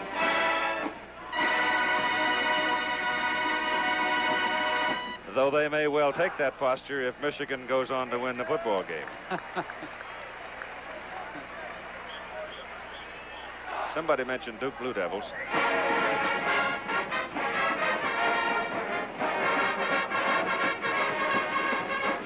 The Michigan band concluding its halftime performance under George Cavender. Now let's join Jim Lemley. It is certainly no surprise to find many productive programs of research into the uses and misuses of the automobile at the University of Michigan. Most state universities reflect the endemic cultural and industrial concerns of their states. Here at Ann Arbor, many of these programs' research involve Pete and others like him at the Highway Safety Research Institute. Pete is an integral part of accident studies here. He may well eventually be useful in helping to save thousands of lives. The Institute is a $3.5 million research unit funded by gifts, grants, and contracts from a wide variety of agencies and organizations. There are some 50 different research projects in progress here, including field studies of accidents, tests of human tolerance of impact, psychological tendencies of drivers, and various examinations of the performance of automotive equipment. The program is interdisciplinary, and the staff capabilities and methods employed here lend themselves to a number of other research areas, such as aircraft safety, urban transportation, evaluation of social change, and alcoholism.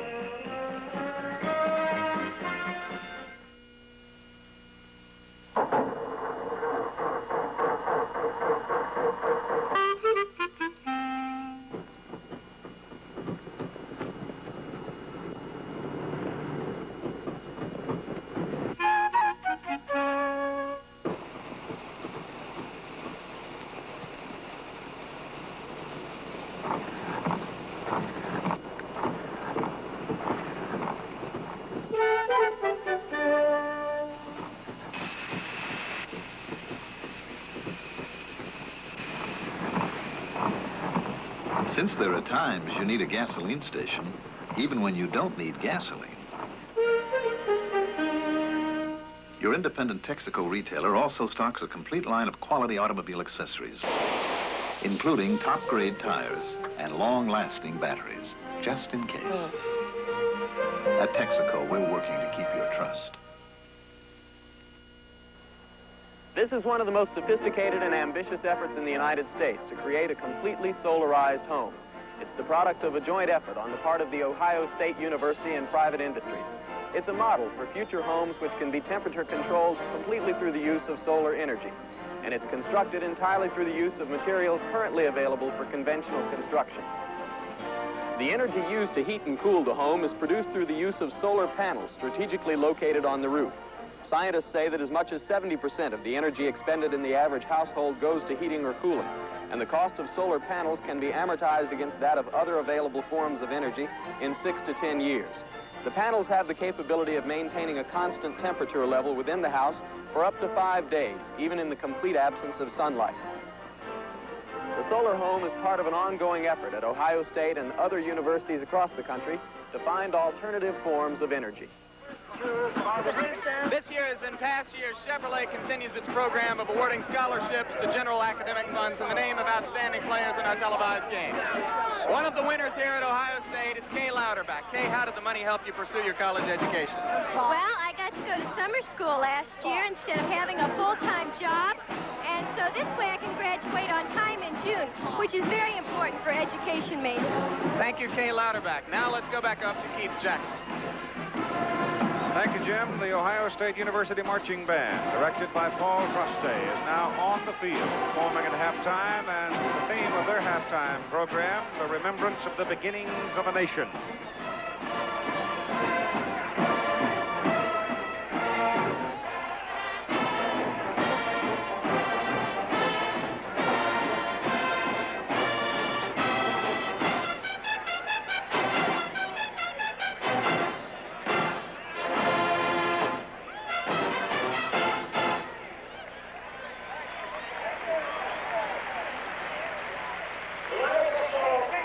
There's an interesting story. A young man that has joined the formation here for the halftime performance of the Ohio State University Band. Some of the bandsmen were out on the cement behind the stadium yesterday having a little game of touch football. And one of the boys broke an ankle. Greg Daniels of Shelby, Ohio, a math major who has never before marched in the Ohio State Band, but who has been a participant in it, is suddenly involved in what's happening here right now. And the reason Greg Daniels is worth noting is because he is blind, but a fine musician.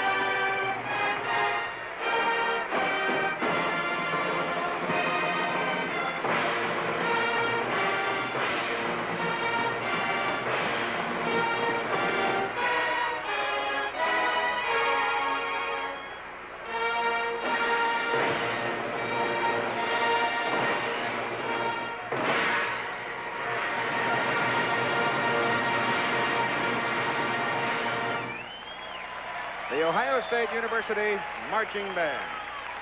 The Michigan-Ohio State game brought to you by Ryder Truck Rental. If you need 1 truck, 10 trucks, or 100 trucks for a day, a month, or for years, remember, Ryder rents trucks. By the Miller Brewing Company, brewers of Miller High Life. If you've got the time, we've got the beer. By Chevrolet, you're invited to see Chevy's lineup for 1975 at your Chevy dealers now. Chevrolet makes sense for America. And by Texaco and the many thousands of independent Texaco retailers and distributors in all 50 states.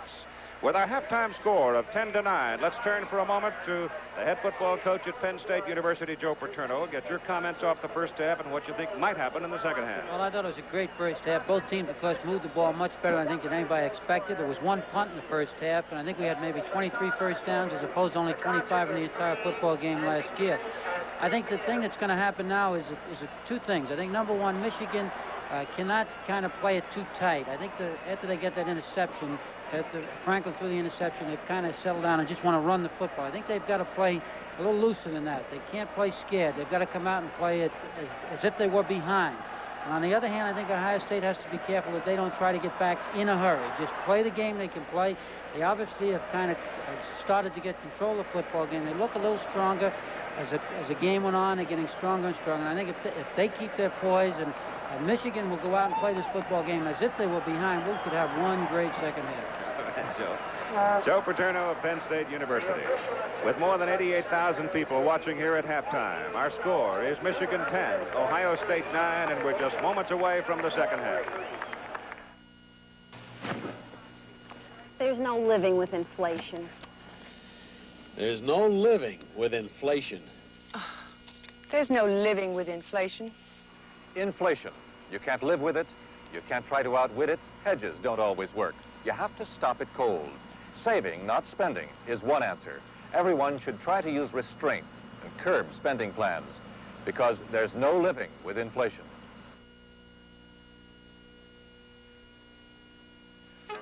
America, with used car prices the highest they've been in years, you may have help buying a '75 Chevrolet right in your driveway. Yeah? How much help? Well, a 2-year-old Impala is worth an average of this much more than a 2-year-old Impala was worth last year. What if you don't own an Impala? Whatever's in your driveway, America, see your Chevy dealer for a trade-in estimate. You may find the actual cost of buying a '75 Chevrolet is a lot less than you thought. Chevrolet trade-ins make sense for America. Hi, Harry. Oh, hi, America. Just looking over my new Vega hatchback, Chevy's Economy Plus car. Economy car, huh? Whoa, economy, sure. According to the EPA, the '75 Vega achieved the best gas mileage figure of any 4-cylinder economy car built in America. That's economy. But Vega has Economy Plus good looks. Plus bucket seats, carpeting. That's Economy Plus. Ohio is one of the few, if maybe the only state in the Union where scalping of tickets is still legal. And there have been some bizarre things going on this week. 55 ads in the daily newspaper the other day offering tickets for prices $100 up. Pedro Coke Crumpetcher and his brother tried to get $10,000 for 2 tickets. He didn't sell. No, I didn't. It was just too high. What was your highest offer? $3,000 for each ticket. $3,000 and the seats aren't even that good, are they, Pedro? No, they're pretty good, but we decided we are going to sit in the most expensive seats on this stadium, probably in the history of the football in the United States. The most expensive seats in the stadium, and that is a measure of how insane the entire atmosphere surrounding this rivalry is. Now back up to Keith Jackson. All right, Jim, thank you very much. I don't know, I'd tell you, I'd do a lot of thinking before I'd say no to a $3,000 offer. You know, come to think of it, I think ABC's got the most expensive seat in the house. Yeah, you're right. The halftime statistics, this is Keith Jackson along with Joe Paterno. Penn State football coach Jim Lampley, we're ready to go with the second half of play. And in the first half, they come off relatively even with Ohio State holding an edge. In time of possession, the turnovers evened out at 1 apiece. Offensive plays, Ohio State 37 and Michigan had 31. And on the scoreboard where it is most important, they're also very even with Michigan leading 10-9.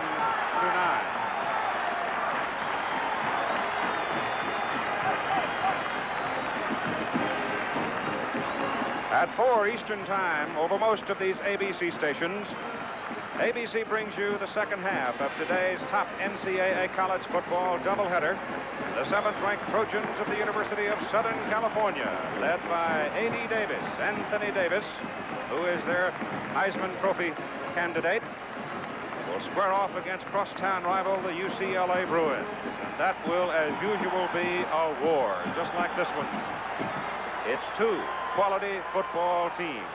They get it going at 4 Eastern Time. Bear Bryant and Chris Schenkel will document that game for you. Gil Chapman, number 24, in white, goes deep for Michigan. He's flanked by Gordon Bell and Rob Lytle. Kicking off will be Skladany for Ohio State. Tom Skladany out of Bethel Park, Pennsylvania. Same place that the Michigan center Dennis Franks comes from, and he got all of it that time with about a 20-mile-an-hour wind at his back, knocked it completely off the playing surface. Michigan will put it in play, first down at the 20-yard line. And the Wolverines open like this along the front with Smith, King, Lewis, Franks, Armour, Tumpane, and Dinbor. And in the backfield, they will have Dennis Franklin, number 9. Gordon Bell will be the tailback, number 5. Chuck Heater, 44, is the fullback, and Gil Chapman will be the wingback. That's the way they line up. For Ohio State defensively along the front, the 4 down men will be Van McCree, Nick Bonamici, Pete Cusick, and Jim Cope. And here we go. Franklin gives the ball to Gordon Bell, and Bell from the 20 goes to the 23 for a pickup of 3 yards as linebacker Arnie Jones and Nick Bonamici, the left tackle. The linebackers for Ohio State, 36 Elia, 42 Jones, 9 Ken Thompson, number 20 Neil Colsey, 46 Steve Luke, 28 Doug Plank, and Tim Fox. Number 12 of the deep men defensively. Jim Zier now comes in. No, it is Dave Metz in, replacing Kirk Lewis at the left guard position for Michigan. On 2nd down and 7, Franklin pitches the ball to Bell, sweep it left, cuts it back against the grain. And he gets it up to the 27, 28-yard line before Elia, Bruce Elia, who had a pass interception in the first half, makes the stop. Have a look at Bruce. Yeah, look, what Cusick forces the play back in. They want to go outside, and watch Elia here following along the line of scrimmage. He gets even up, and there he goes, moves, boom, right in there. Good tackle. But Gordon Bell is now past 100 yards. He has carried 19 times and gained 102 yards. He is the leading ball carrier in this game. He has gained more yardage than Archie Griffin so far. Archie has 89 yards and 17 carries. On 3rd down and 2 yards to go, Franklin gives to Bell. Bell trying to get outside. He can't do it. Great defensive flow. Van de Cree, number 88, and Doug Plank, number 28. Coughed up the ball, but they're going to call the ball down at about the 27-yard line, and Michigan will punt it away.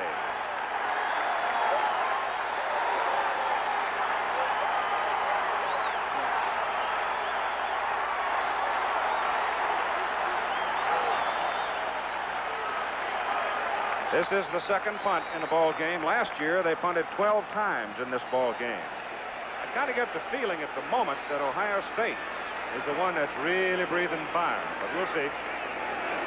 As we begin the second half, great pressure on the punter, Anderson. John Anderson gets it off, a short kick. It goes to Baschnagel, and Baschnagel brings it back across midfield. Ohio State has the football, first down at the Michigan 48-yard line, 30 yards on the punt, and a 10-yard return. And along the front for Ohio State, it'll be France, Schumacher, Smith, Myers, Mack, Danley, Hazel.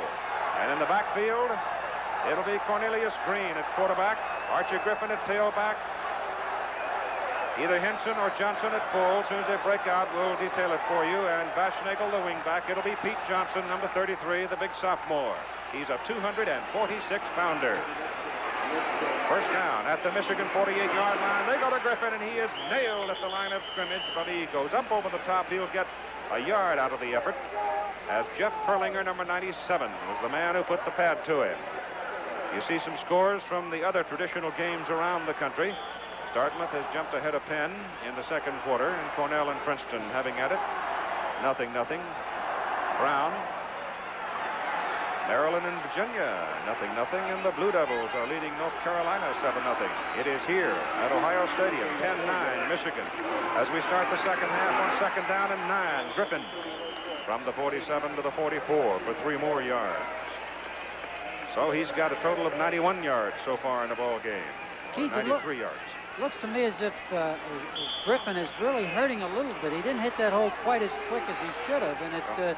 I don't know whether, with that hip pointer, he's having a little trouble pushing off out of his stance. Well, he's got a hip pointer on one side and a bruised thigh on the other. But he's a package of determination. Here they go. 3rd down, 5 from the 44. Green to throw, getting pressure, gets away from Gillett. He gets the first down, turns it outside and runs out of bounds. Inside the 35-yard line, he gained 11 yards.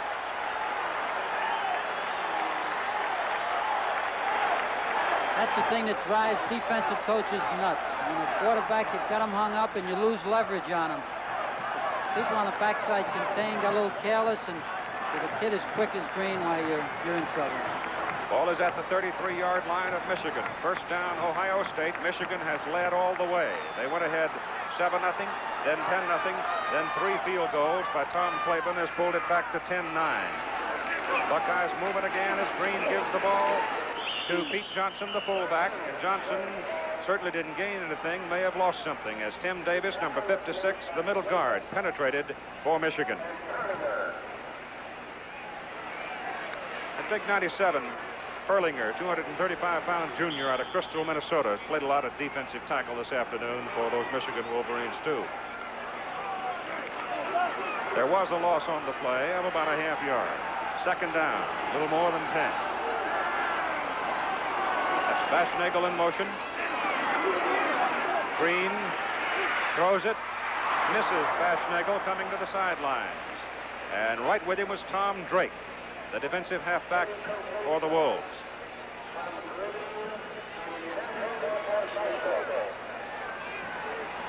The Big Ten statement regarding the vote on the team to represent the Big Ten in the Rose Bowl.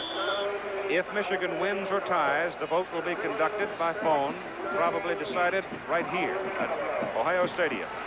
If Ohio State wins the football game, the Big Ten athletic directors convene in Chicago tomorrow, and there they will cast their ballots.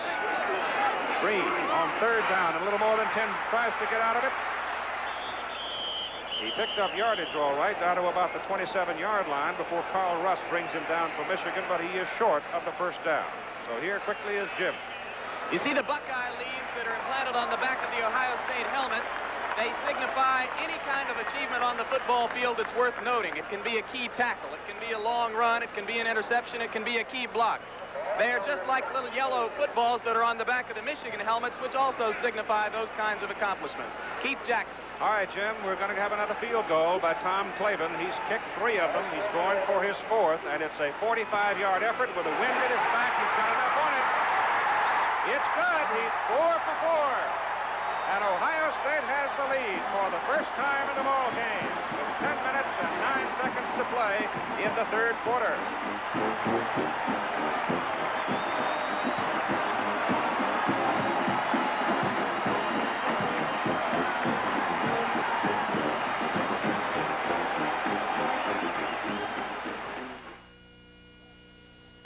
Well, I've owned 3 cars with Delco products in them, and what I'm looking for is quality. The Delco name really stands for quality. Delco speaks for itself. I don't think there's any other battery but the Delco. I would never buy any other battery but Delco. I said, well, put a Delco in it. By all means, put a Delco in it. But that's the one thing that we agree on. Yeah, Delco right. batteries. Look for Delco batteries in more cars on more corners. Let me tell you, survival in this tailoring business comes from knowing who you're sewing against. Like Farrah. How about that? Jackets now. As if I didn't have enough trouble just competing with Farrah slacks. Boy, are they giving me fits. Of course, Farrah's giving everybody else fits, too. Now, you see how those fit? Some fine piece of goods. Farrah slacks and jackets with Encron polyester. Everything about them looks tailor-made. Now, how are you going to beat that? I'll tell you one thing, that Brian Baschnagel is not only a great football player, he's a fine holder, and he's quite a cheerleader, too. As Ohio State kicks off, and they kick it deep. Skladini knocks it out of the end zone. And watch the emotion of Baschnagel after this kick. He's calling it before that ball's halfway there. He's also a good official. Yeah.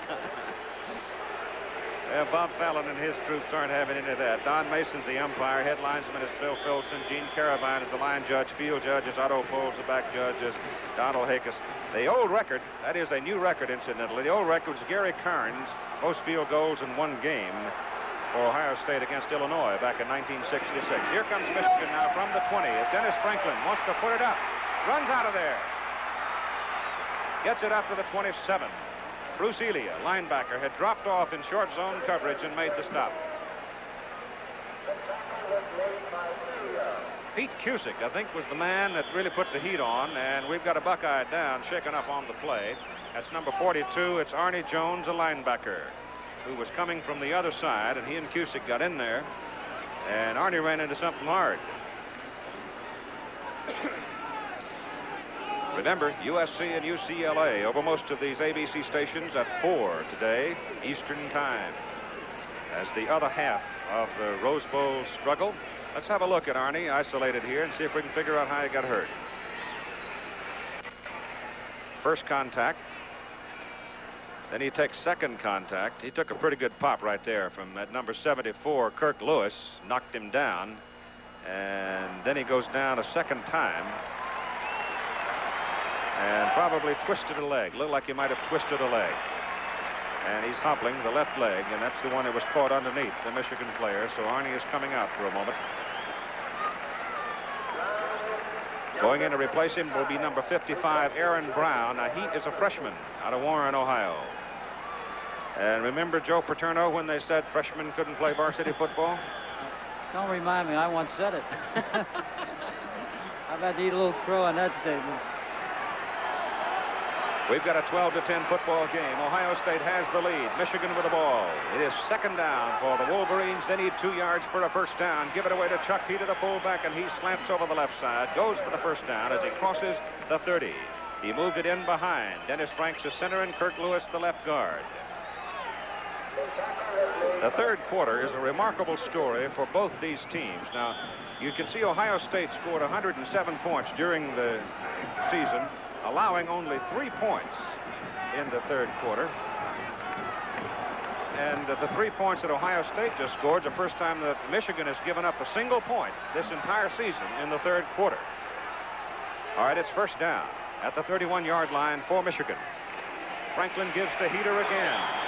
Heater over the left side, hit by Pete Cusick. And the big guy from Lakewood, Ohio, that's up near Cleveland. Keith, that's the first time we've seen 2 wide ends. Michigan was in a different formation than they've been right now. They've had three wide receivers in the ball game at the same time. Maybe they're going to start throwing that football a little bit more. Peter got the better part of 3 yards. Call it second down and a long 7. Chapman and Smith both come way wide to the right. Keith Johnson is split off to the left side for Michigan as Franklin comes down the line with it. He's got no place to go, and Pete Cusick, number 71, knocked him loose from the football. He was down before the fumble. And Keith Johnson is down on the field, shaken up for Michigan. Gets up very slowly. So number 27, Keith Johnson, a junior out of Munster, Indiana, went into the secondary as a receiver and took a wallop. So time is out for the injured player for a moment. Linesman indicated a penalty. Looks vaguely familiar, that fellow does. Well, whatever. 8:19 to go, third quarter. It's Ohio State 12, Michigan 10. The colors in the XL100 are really alive. These TV cameramen rate RCA XL100 solid state color TVs. I like the realistic color on the RCA XL100, like the blue of the Dodger baseball caps against a green background. The color on the RCA XL100 really jumps out at you. More senior TV cameramen own RCA than any other color TV. The color in the XL100 makes you feel like you're right down here on the field. RCA XL100. Don't settle for less. To show how Bigfoot, the new Goodyear Polysteel radial tire, helps reduce hydroplaning, where water builds up under the tread, we tested it against an earlier designed steel-belted radial. We photographed both tires rolling across a glass plate covered with water. On this radial, part of the tread lost contact with the glass. With Bigfoot, there's more tread on the glass because it has 8 wide grooves specially designed to help channel away water and improve traction in the rain. Bigfoot, a polysteel radial, only from Goodyear. We had no flag on the play. Keith Johnson helped off the field. It is third down and a very long 7 for Michigan from the 33. And Franklin to throw. Under pressure. Cannot go. Ohio State's defense, led by Jim Cope, forces Franklin out of the pocket. And they bring him down at the line of scrimmage. And now Michigan will have to punt the football into the wind.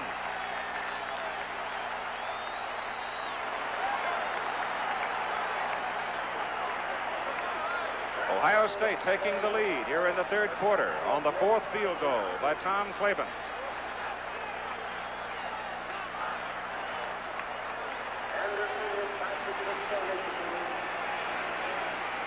John Anderson with Jeff Logan deep for Ohio State. High, good kick. Hangs up there. Fair catch called at the 30. Fumbled it. Covers it. 38 yards on the punt, but good hang time and good coverage by Michigan. Here's Jim. Ohio State standout linebacker Arnie Jones is off the field for the time being with a bruised knee. He's got it wrapped. Trainers say he will go back into the ball game eventually. You play hurt in a game like this, Keith. Ball is at the 30-yard line. First down for Ohio State.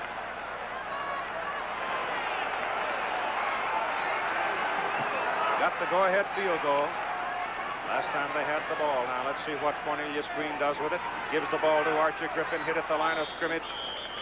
He gets at least 1 yard, maybe a little more, before Perlinger. Jeff reached in, got a piece of him, and hung on. As Joe Paterno, who is our commentator and analyst today, pointed out early in the ball game, Griffin, very, very powerful thighs and legs. If you don't get a firm grip, he'll just run right through you. You cannot arm tackle him. Give him a yard, 2nd and 9. This time it goes to Bashnagel. Bashnagel on a counter. A wingback coming inside. Gets it to the 47-yard line and a first down. For Ohio State, he gained 16 yards. Watch the block by the tackle trapping 72. Bashnagel cut up in a big hole. That was a well-executed play and well-called play. They called right at the right time. They needed a little misdirection. Michigan's been flowing to the ball very quickly. They needed a counter. Kurt Schumacher, 72, was the man that threw the big block, the tackle. Green coming down the line, turns it inside, crosses midfield, goes to the Michigan 49-yard line. So he gained 4 on the play. Woody Hayes and his staff, looks like they'll send the play in. We have not seen a whole lot of substitutions in either offensive backfield. Bell has gone all the way today for Michigan at tailback. We've not seen Lytle. And Archie Griffin has been in there all the way, along with Pete Johnson at the setback positions for Ohio State. It is 2nd down and 6 from the Michigan 49. Johnson. Fumble. Michigan's got it. Tim Davis, number 56, trailing the play from his middle guard position, pounced on the football. Griffin shaken up, slow to get up.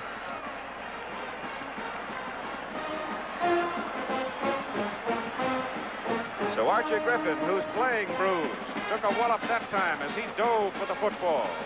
Ball was knocked loose from Pete Johnson, and Michigan comes up with a football, first down at their own 45-yard line. Wonder why football coaches go crazy. Well, it's a great opportunity now for Michigan. They have had little momentum since early in the 2nd quarter. Ohio State leading at 12-10 with 5.5 minutes to go. And they give it to Chuck Heater. Boy, there is no room there. Aaron Brown, a 222-pound freshman from Warren, Ohio, playing at the linebacker position, was in the backfield. Let's go back a play and look at a fumble. Here comes Pete Johnson now, the fullback, number 33. That's Dave Brown, who knocked the ball loose from Johnson.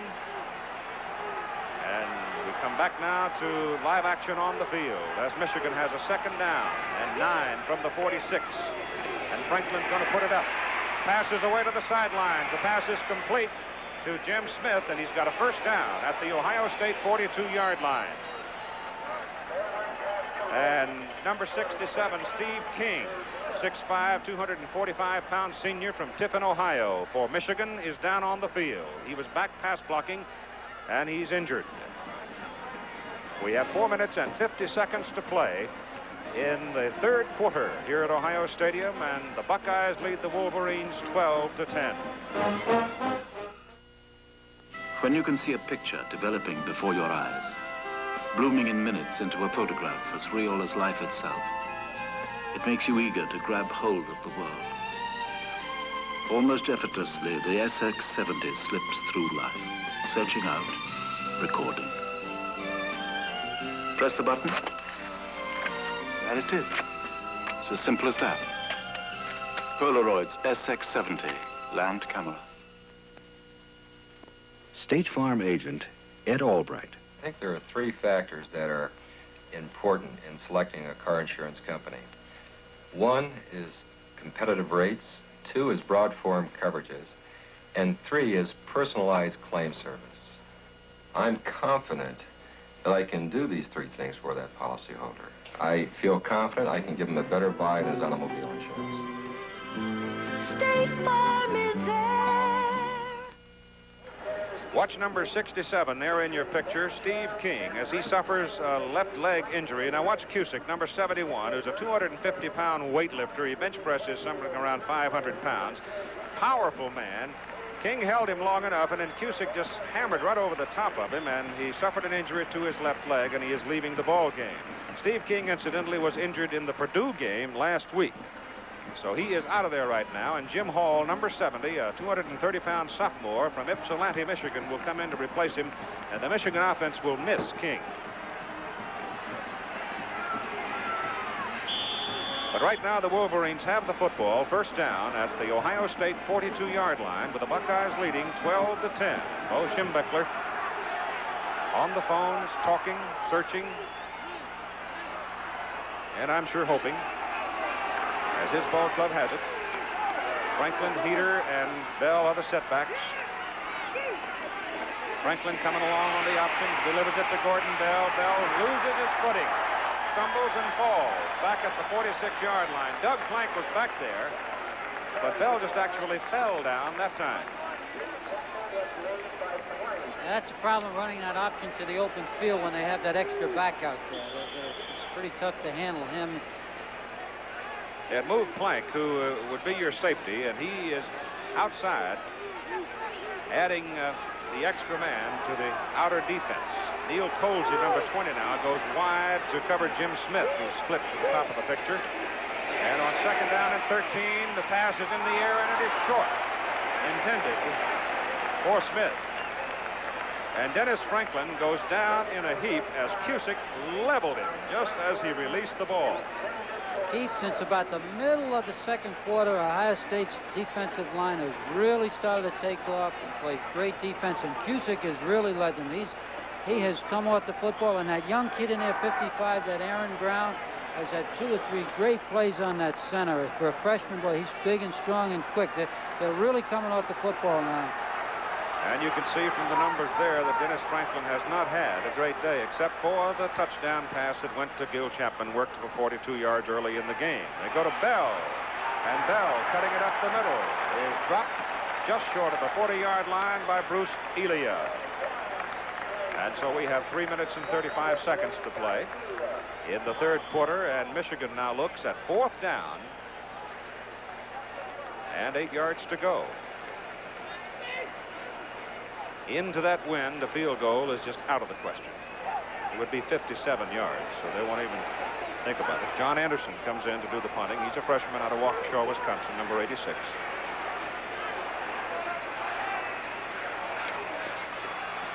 Has plenty of time, hangs it up there. Takes a good bounce for Michigan. And the Wolverines down the ball at the 6-yard line. And there Ohio State will have it after a 34-yard punt by John Anderson. He got just exactly what he wanted. Reverse action on the ball, and it is ruled dead. They'll move it at the 7 of Ohio State.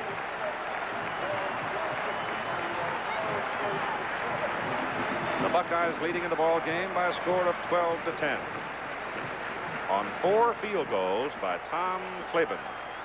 Clavin, a junior out of Cincinnati. It is Green, Johnson, Griffin, Baschnagel, Hazel, the wide man. Green keeps it.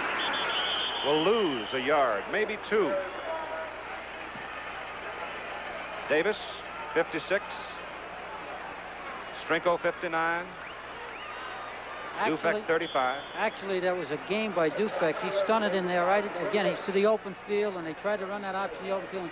And Dufek get in there and plugged and got to Green, and before Green wanted to make a decision. He lost 2 yards, second down and 12, coming from the 5-yard line of Ohio State. Story on Green so far in the game. Back to throw out of his end zone. They almost get him. Gets the ball away, intended for Baschnagel. And it's incomplete. And the Ohio State bench screams for an interference call, and they don't get it. Woody Hayes is on the field. Let's have another look at it and watch Baschnagel work his way downfield. Dufek covering him, number 35, the Wolfman, and Baschnagel's a little bit quicker than Dufek. Drake coming late on it. There was contact, but not enough in the judgment of the official. And we have a Michigan player down on the field. It is Greg Morton, number 77. Woody Hayes now retreats to the sidelines. That was a real gutsy call by Ohio State. Dufek came in on the last play and plugged, and then they decided they were going to try to take advantage of his aggressiveness. Well, here Baschnagel certainly got position on Dufek. It's hard to tell from this angle whether he touches him there or not. He's really not playing the football, Dufek. He's only concerned right now with Baschnagel, and it's a tough call. Now he looks, and if he shoves him there, which I can't tell, then I think we've got interference. But if he doesn't, let's see. Does he? That's close. It's one of those calls. Yeah, if his left hand is on top of him over there, then we've got interference. Yeah, but if it's hard to really tell, let's see now. Well, what would Ohio State-Michigan football game be without some moment of controversy? The thing about the call was the referee, the official was right on top of it. He wasn't a good distance away from it. He was running with the play, so I would think that he probably made the right call. Greg Morton is off the field now, suffered a leg injury, and John Hennessy will come in, number 71, a 235-pound sophomore from Chicago at the defensive tackle position. Morton leaves. Big Ten football squads have won 453 and tied 29 of the 798 contests played with non-conference opponents since 1945. And during this same time, 10 coaches have been recognized as Coach of the Year. So they know what they're doing when they play football in the Big Ten. It is 3rd down and 12 yards to go now from the 5-yard line for Ohio State. Their own 5, and they give it to Archie Griffin. He runs into the middle. He gets it out to about the 7, which would be the original line of scrimmage, and there he is thrown back. And it'll bring up 4th down and a punting circumstance for Ohio State. It'll be the 2nd punt in the ball game for the Buckeyes. And Tom Skladany, who has averaged 45.5 yards per punt coming into this ball game for the season, will have the wind at his back. Gets it off, and it's a beauty. Oh, is it a dandy? It goes all the way back to the 34-yard line. Dave Brown's coming back with it. A little bit. 58-yard punt with a wind at his back and a 2-yard return by Dave Brown. And so, out of the end zone, Skladany really nails one. The center, Steve Myers. This is the preceding play. See, now watch Myers. He gets into his man, then he raises up, keeps that leverage, stays tight, and that's just a great play. Yes. They're playing for keeps. Drove him right in the ground, didn't he? He's a good one, number 52. All right, Michigan has the ball. Let's call it the 36-yard line, their own 36. We have 1 minute and 29 seconds to play in the 3rd quarter. Ohio State leading 12-10. Aaron Brown at linebacker, who had moved up into the line, number 55, may have encroached on the play as penalty flags fly. Short yardage on the move by Chuck Heater. And we'll wait for the call. I'm pretty sure Brown didn't get back in time. It's 5 yards against Ohio State. We have not had many penalties, Terry, and that may be, we've had one on each side now. That's the first against the Bucks. I'll tell you something, emotion so high for a ball game, yet discipline so sound, they just simply not made that many mistakes. 1st down and 5 yards to go now from the 41-yard line for Michigan. With Heater and Bell set behind Franklin. That's Bell with the ball. Goes into the stack. He didn't get much out of it.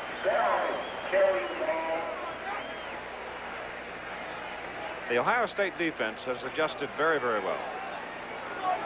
There again, Cusick just controlled. Take a look at Cusick here. He's just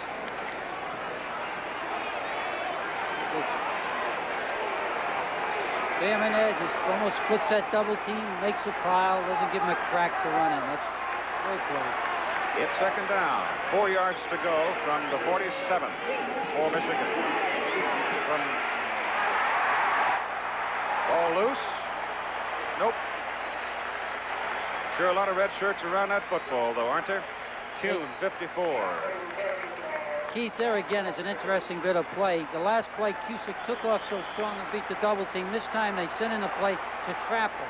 And he reacted to the trap perfectly and closed the hole and made the back go outside. Didn't get a gain. It was a good call by Michigan and just, again, a disciplined, poised, defensive football player who reacted to what he saw and didn't get carried away with the momentum. Chapman, who carried the ball on the last play, has left the game, and time has expired in the third quarter. So, with 15 minutes of football remaining, it's Ohio State 12, Michigan 10.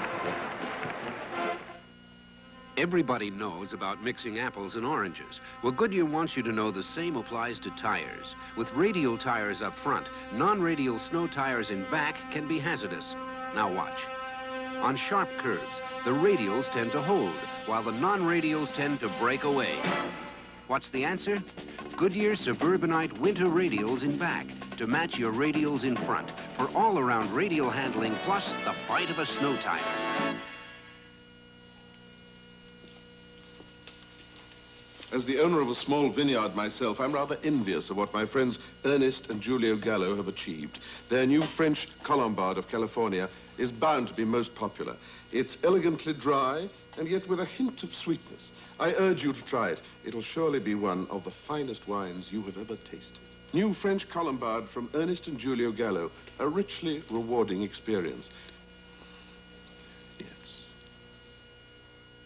Tuesday Wells stars in Reflections of Murder on the Sunday night movie.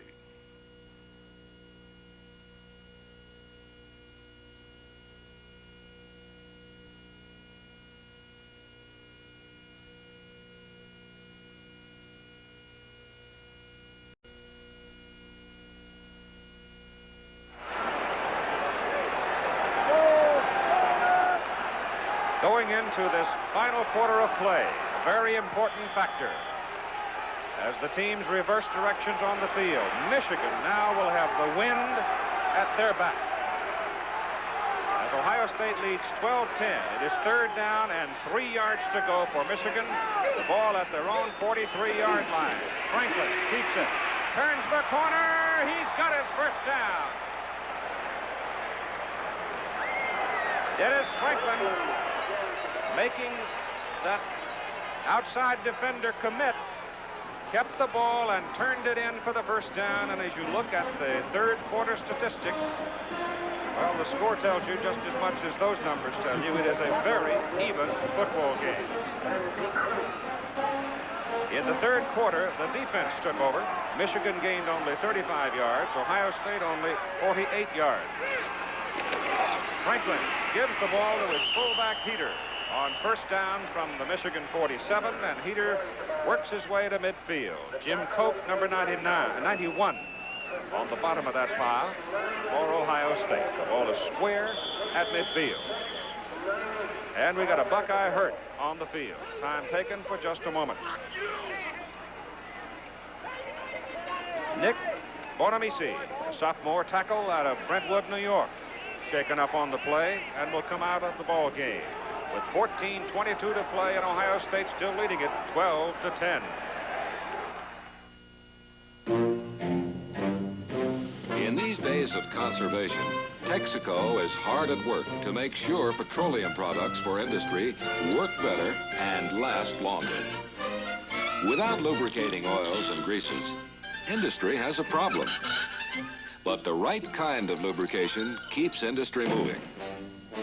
Texaco lubricants also do a lot of different jobs. Texaco's Computex lubrication program can extend drain intervals, reduce lubricant loss, and help prevent pollution problems. Texaco has many versatile industrial products, and a Texaco sales engineer will help in choosing one that can do the job. In these days of conservation, Trust Texaco to help keep industry moving like a well-oiled machine.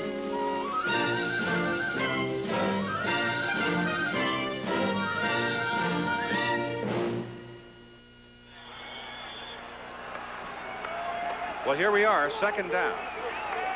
7 yards to go for Michigan. Directly at midfield.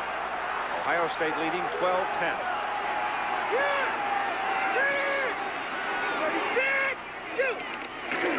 Gives to Gordon Bell, the tailback.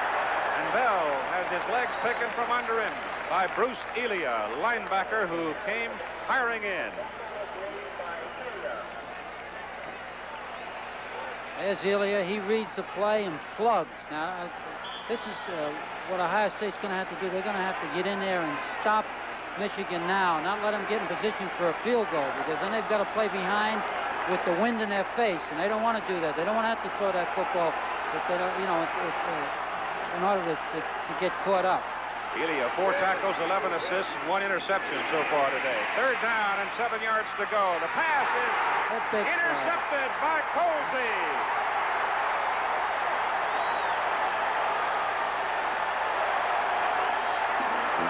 Neil Colsey.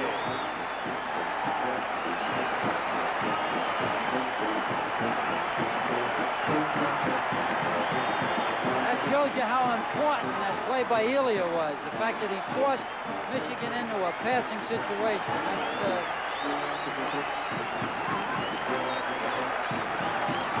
All right, watch it here. As Smith, Jim Smith, the intended receiver, comes out, cuts to the sidelines on the out pattern. Now watch Colsey time it. Just step right in front of him. And here we go back to live action now. As a penalty flag is thrown, Ohio State puts the ball in play. First down from their own 39-yard line. The handoff is to Archie Griffin, the junior out of Columbus. And normally when you get that kind of a flag thrown from that direction, it's holding. Tough penalty. Tough penalty. If the play stands, and it will not, they'll back it up. That would have put Archie Griffin over 100 yards for a 22nd consecutive ball game. Some of the scores from around the country. A 15-yard penalty backs Ohio State, Tennessee, and Kentucky at halftime, with the Vols leading 13-0.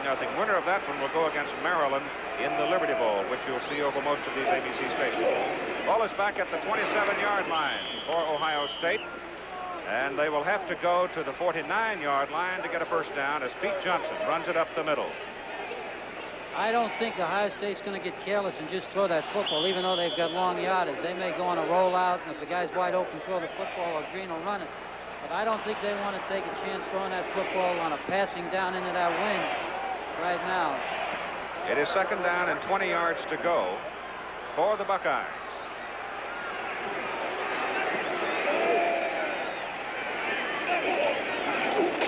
Griffin, he gets away. They had him nailed, and he slid out of there. Moved it from the 29 out to about the 32.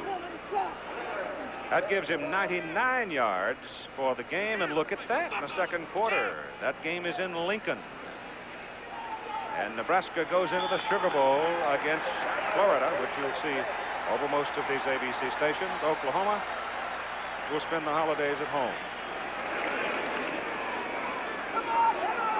It is third down and 18 yards to go for Ohio State. Green on a roll left, not going to put it up. He's hit as he tried to cut back against the green by Tim Davis and knocked down at the 35-yard line. That will bring up fourth down, and Ohio State leading in the ball game 12-10 with 11:35 to play will have to punt. Baylor and SMU, if the Baylor Bears win that, the Baptists are going to be in the Cotton Bowl for the first time in their history. It's kind of interesting to me. I would say so, because Joe Paterno's Nittany Lions will be in the Cotton Bowl New Year's Day. Here's the punt. Beautiful kick by Skladany. He is some kind of a punter. It is Brown trying to get running room back at the 10. He's back to the 12, and it's great coverage by Ohio State. 54 yards on the punt, and he hit it into a 20-mile-an-hour wind. A 2-yard return, And we've got 11 minutes and 6 seconds to play with the Bucks leading 12-10. The Paley's Weevil. In one day, it can destroy the life of a young tree.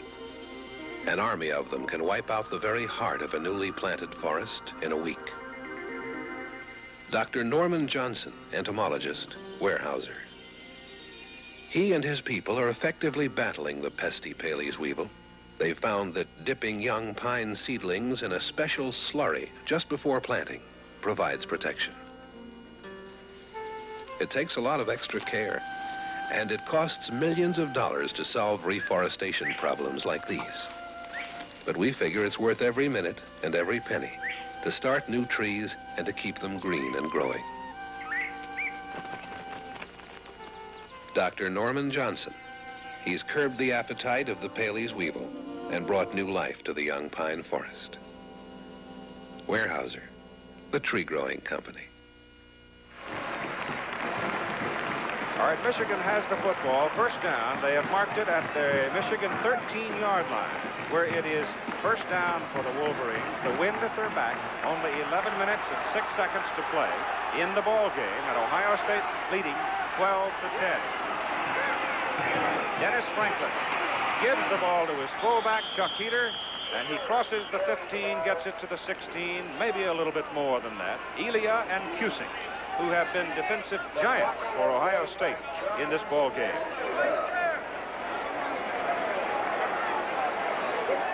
Sometimes the fans wonder why Ohio State wouldn't throw the football when they were third down and 12, 14 like that. But with a kicker like Skildany and the way they're playing defense now, that you play it a little bit safer than you would ordinarily if you didn't have good defense and good kicking. Heater gained 4 yards, second down and 6.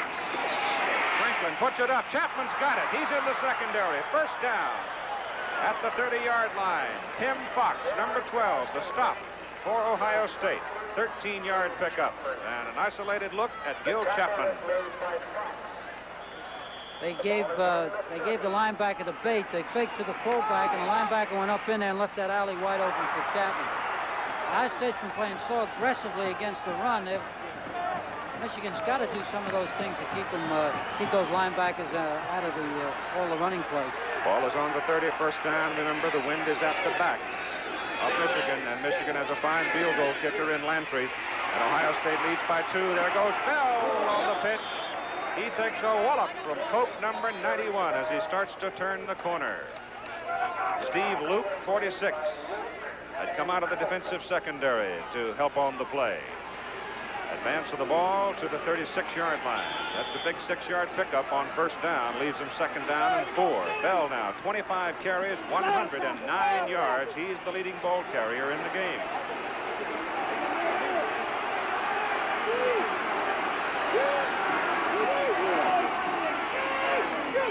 And we have Lytle in at the tailback position, but it is Chuck Heater, the fullback, breaking it over the right side.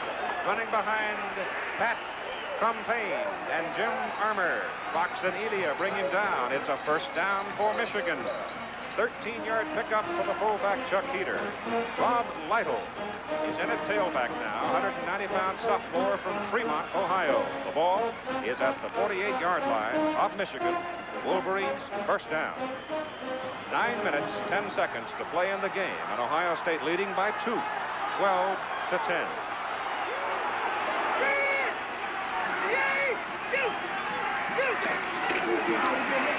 Heater inside, not much. Gets to midfield, and that time the Ohio State linebackers read it all the way. You could see him step right into the gap. Elia, Kuhn, both those linebackers step right into the holes, and there wasn't any room for Heater to go that time. He got just on pure muscle and momentum of his offensive line, 2 yards to midfield, where it is second down and 8. 8.5 minutes to play in the game.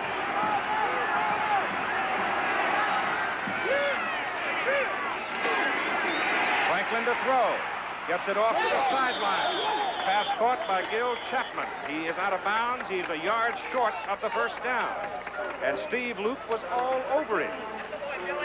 And he still caught it. It's a dangerous throw. That's a great catch, great throw. He's right in there. Can't play it any better. Great throw. It is 3rd down and 1 at the 43-yard line of Ohio State. Bonamisi has come back into the defensive line for Ohio State.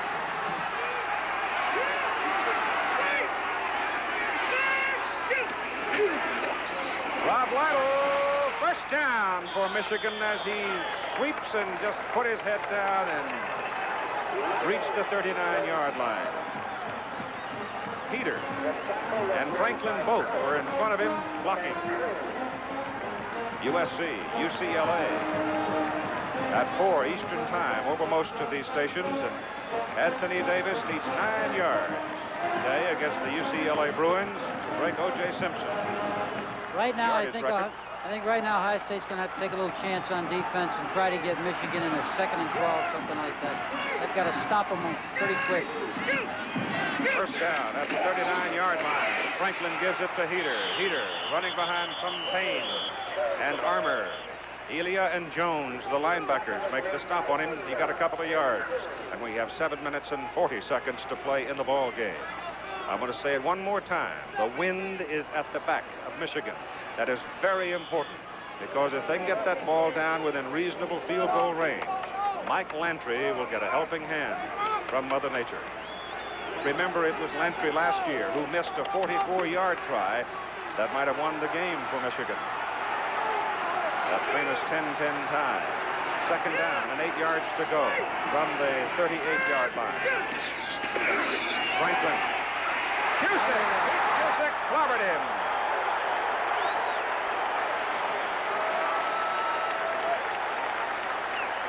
Pete Cusick has 5 solo tackles and 6 assists, and once again, our cameraman, our director, Andy Sedaris, and our producer, Chuck Howard's right on top of the right man at the right time. But this guy is something.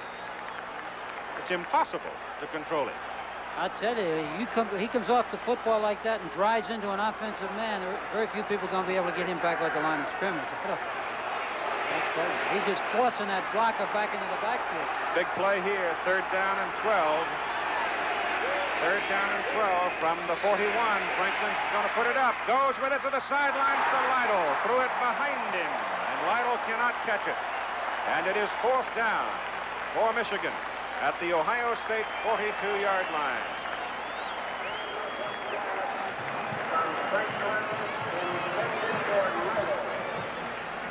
Now what do you do? I'd punt. It would be a 59-yard effort at a field goal, which we used to say was absurd, but I remember a fellow who kicked 163 one time. I'm pretty sure they'll punt. I don't know, but I can't read. But I think they punt. Hope they can play good defense. Now they're going to go for the field goal. I guess he's got that. Well, Dave Lawson of the Air Force Academy holds the NCAA record at 60, I believe. Well, anyway, Lawson's kicked one from 60. This is actually on the 48. It's a 58-yard effort, and it is short by about 10 yards. The record is Ray Guy of Southern Mississippi, 61 yards. And that try by Mike Lantry came up short. So it worked out all right. Michigan gives up the ball. Ohio State gets it at the 20. And if they had punted, it might have been the same sort of a thing. Yeah, that's not a bad play from Michigan by any standards. I think by punting that they might have been able to get that ball down inside the 10 and put a little bit more pressure on Ohio State. But they know the range of their kicker, how good he is. And I think that he gave it a good shot. Last year, Lantry just barely missed one from 58, so he missed that one by about 10 yards. All right, we have 6 minutes and 20 seconds to play as Ohio State gets the ball back, and Cornelius Green gives it to Archie Griffin from the 20. He runs it out to about the 22, slides off, and he's finally brought down about the 20-yard line. So they'll probably mark it at about the 20. Here's Jim. The small gaggle of Michigan supporters here in Ohio Stadium get more and more worried as the clock ticks on. And there's an incredible irony building here. On this Michigan team are 20 seniors who, even if they lose today, will have racked up over the last 3 years the best record in college football. But they've never been to a bowl game. That's the pressure that builds right here. Keith? They give Griffin's advance up to the 22-yard line, gives him 101 yards for the ball game, so he's been able to continue his remarkable string. The pass is complete to Hazel. And Dave Hazel, a senior out of Xenia, number 82, goes for an Ohio State first down up at the 39-yard line, a gain of 18 yards on the play. Now, we're going to ISO Dufek here. Watch Dufek go right in on Green, and Green really keeps his cool. He's out of the fake and just throws that thing right through his hands. A great play. I tell you, that's a clutch call, but it was one that Ohio State had to make. I think they had to have a first down, and I think it was a great call and a great play. It was a fine football. 5 minutes and 20 seconds to play in the ball game. Ohio State leading 12-10. Give it to Griffin from the 39-yard line. He wiggles out to about the 42 for 3 more yards, and that pass that Green just put up and completed to Hazel was his first completion in the second half.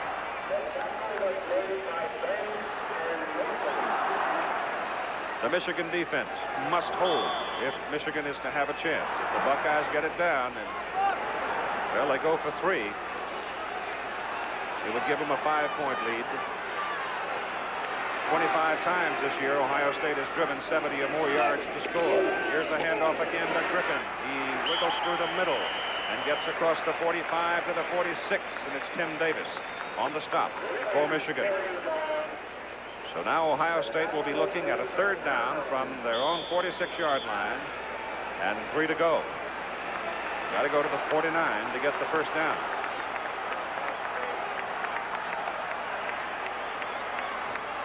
Third down and 3. This might be a time when Michigan's defense should gamble. Hey, they'll gamble. They'll be up there. Those linebackers will be tight, and they'll be coming. The offensive left tackle for Ohio State, or left guard, Ted Smith, moves before the snap. Procedure call against Ohio State. That'll back them up 5.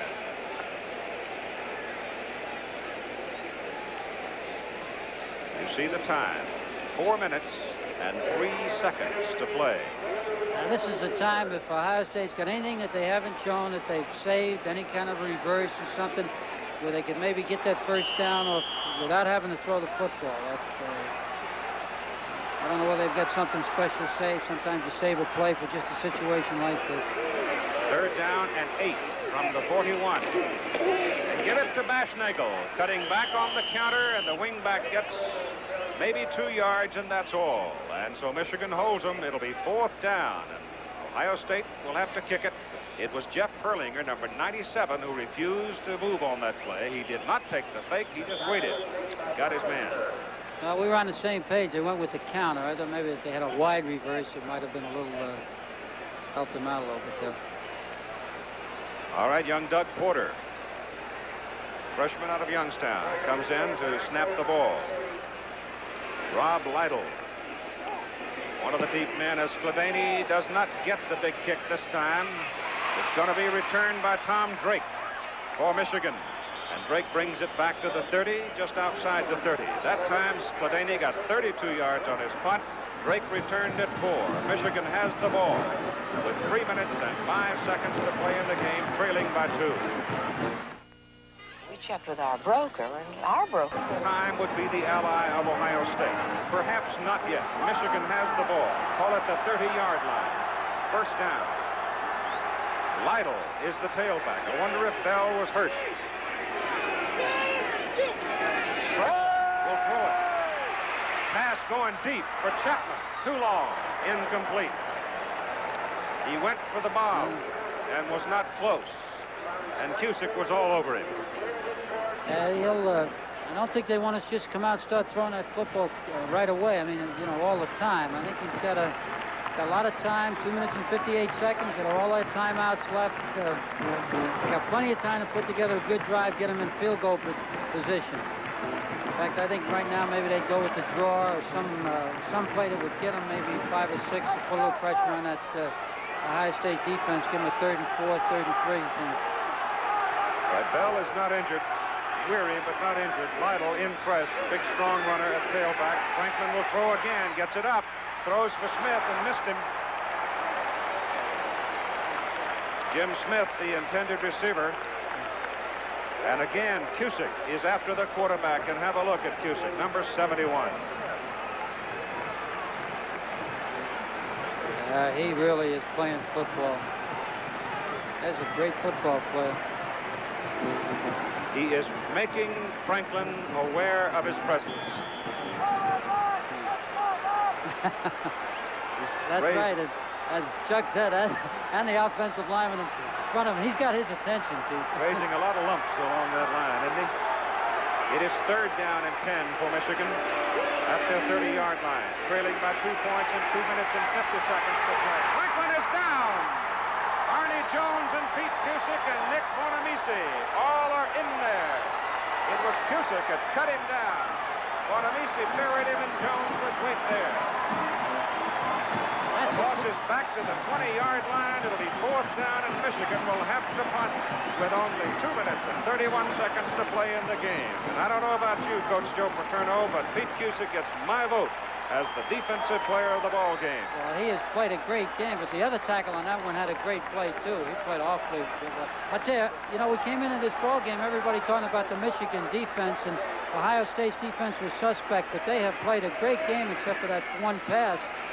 Anderson's punt, nobody. Back to return it for Ohio State. The Buckeyes will let it roll. And it rolls dead at the Ohio State 25-yard line. 55 yards on the punt with only 1 minute and 59 seconds to play in the ball game. Ohio State has the football, and they have the lead by a score of 12-10. If Ohio State hangs on to win the ball game, the athletic directors of the Big Ten Conference will all fly to Chicago. They will meet there tomorrow, and there they will cast their ballots for the team to represent the Big Ten in the Rose Bowl against the Pacific 8 champion. And coming up at 4 o'clock Eastern Time over most of these ABC stations, USC and UCLA will start their annual struggle to determine the Western host team. Tom Claiborne with 4 field goals. You saw him there just a moment ago. They give the ball to Pete Johnson. The Michigan defense swarms on him at the 26-yard line. A gain of 1 yard. And now Michigan will have to start spending some of its timeouts. You have 3 per half. That's the first one. Michigan now with 2 remaining timeouts. 1 minute and 51 seconds to play in the football game. Ohio State 12, Michigan 10, and we'll be right back. The practical size compact car with room for 6 and an economical 6-cylinder engine.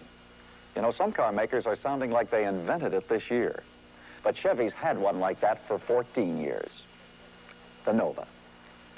And this year's Nova, with its dramatic new look, is beautiful proof that we've done our homework on compacts. It'll cost you more to buy than last year's Nova, but it could cost you less to maintain. You see, Nova has a series of engineering improvements designed to reduce maintenance expenses. In 50,000 miles of driving, you could save $300 on scheduled maintenance, like oil changes, lube jobs, and engine tune-ups. And one more thing. In most cases, today's used car values are the highest they've been in 15 years. With your trade-in, a new Nova could cost you a lot less than you'd think. The practical Chevy Nova, looking better all the time. Act now. See your Chevy dealer. Dennis Franklin, frustrated on the sidelines. The Michigan quarterback, watching, hoping that lightning will strike in the favor of the Wolverines. Only 1 minute and 51 seconds to play in the football game. 2nd down, 9 yards to go. Ohio State owns the ball at their own 26-yard line. It's given to Bashnego. The wingback reversing gets it out to the 30. Jeff Perlinger, 97, on the tackle. It will be 3rd down for Ohio State and 5. USC and UCLA at 4 o'clock over most of these ABC stations. The Trojans and the Bruins. You see John McKay. He goes against young Dick Vermeil, the new head coach of the UCLA Bruins. UCLA, a ball club that has been racked by injuries throughout the season. USC, slow to get on track, losing their opener against Arkansas. But the Bruins have come back to play steady football. The Trojans have been most impressive. In this game, Anthony Davis needs 9 yards to break O.J. Simpson's total yardage record at the University of Southern California. It will be a great one, and you'll see it at 4 o'clock Eastern Time over most of these ABC stations. Here at Ohio Stadium in Columbus, Bo Schembechler stands and watches. There isn't a thing else that he can do except think. Ohio State owns the ball, 3rd down and 5. Actually, if they can stop him now, make him kick and get any kind of a return, they're still in pretty good position. A minute and 43 seconds to play in the game. Ohio State leading 12-10. Green rolling, caught, dropped for a loss. Back at the 22-yard line. Tim Davis, number 56, who's been an outstanding football player. Number 77 for Michigan, Greg Morton, right there with him. Now Ohio State backed up to its 22-yard line. On 4th down, will have to punt it. Tom Clavin, number 6 from Cincinnati, Ohio. 4 field goals, 4 in a row, to give Ohio State the lead, 12-10. Skladany, the punter, in now. Dave Brown is deep. Big rush. No roughing. Fair catch. Michigan has the ball. 1st down at the Wolverines' 47-yard line. Into the wind. Skladany got only 30 yards on the kick and 57 seconds to play in the game. Calvin O'Neill comes boring in, and he decks the kicker, but an official was standing right there. Now, depends on where that kicker's foot was. Here's the punt. Almost. Here comes O'Neill. Foot was down. I don't think he roughed the kicker. No, I think he missed him. All right, Michigan's last chance. Their 47-yard line. 57 seconds to play. 2 timeouts remaining. Franklin puts it up. Throws for Smith. He's got it at the 31-yard line of Ohio State. 1st down. Clock stops as they move the chains. 52 seconds to play. They took the slot back and brought him inside and then brought Smith in right almost just as a trail kind of pattern, a turn in, and he picked the right guy. He had a choice of either hitting Chapman or hitting Smith, and he picked the right guy. Ohio State leads by only 2. Franklin goes to the sideline, stops the clock. Sent Smith in that direction. And now you see 46 seconds to play on 2nd down and 10 from the 32-yard line. The ball is closer to the 32 for Michigan. I think Michigan's got 1 timeout left. Is that right? 1 timeout remaining. They're in pretty good position here. Now they can throw and maybe run one in there and call timeout after the run if they want. They'll still be in pretty good position to kick for that field goal.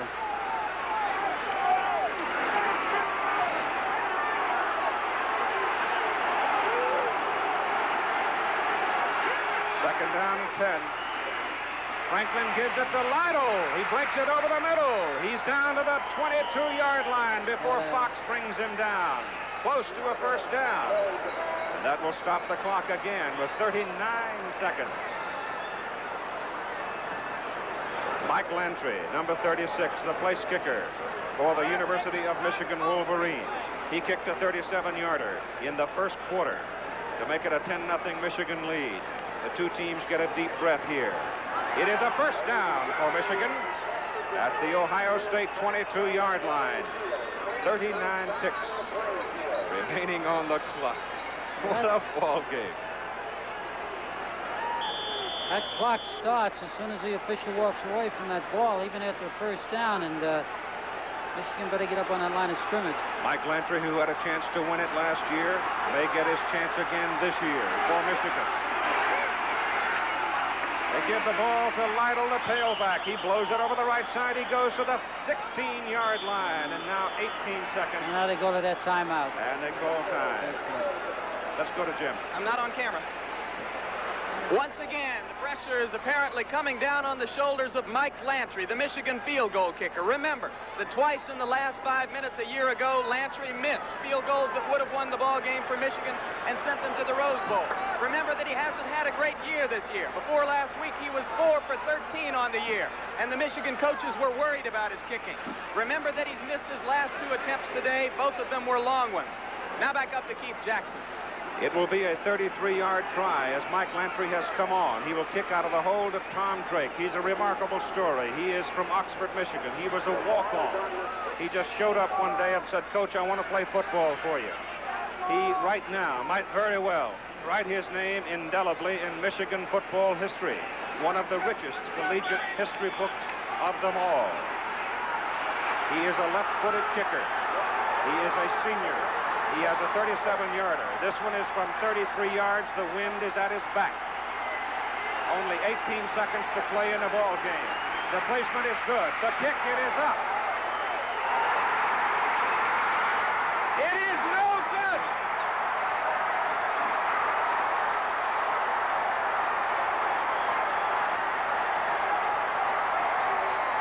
The people have broken out of the stands and come storming onto the field with 16 seconds to play in the football game as Lantry missed from 33 yards out. Let's have another look at it as the goalposts are being ripped down.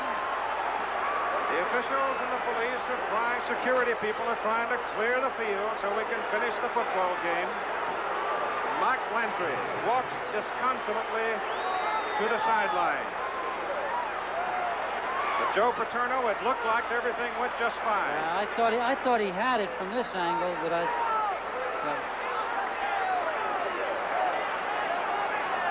Keith, I just want to make one comment on what a great college football game this is, and regardless of winning or losing, it's been enough glory on this football field today for two squads. It's been a great football game and a lot. All right, let's have another look.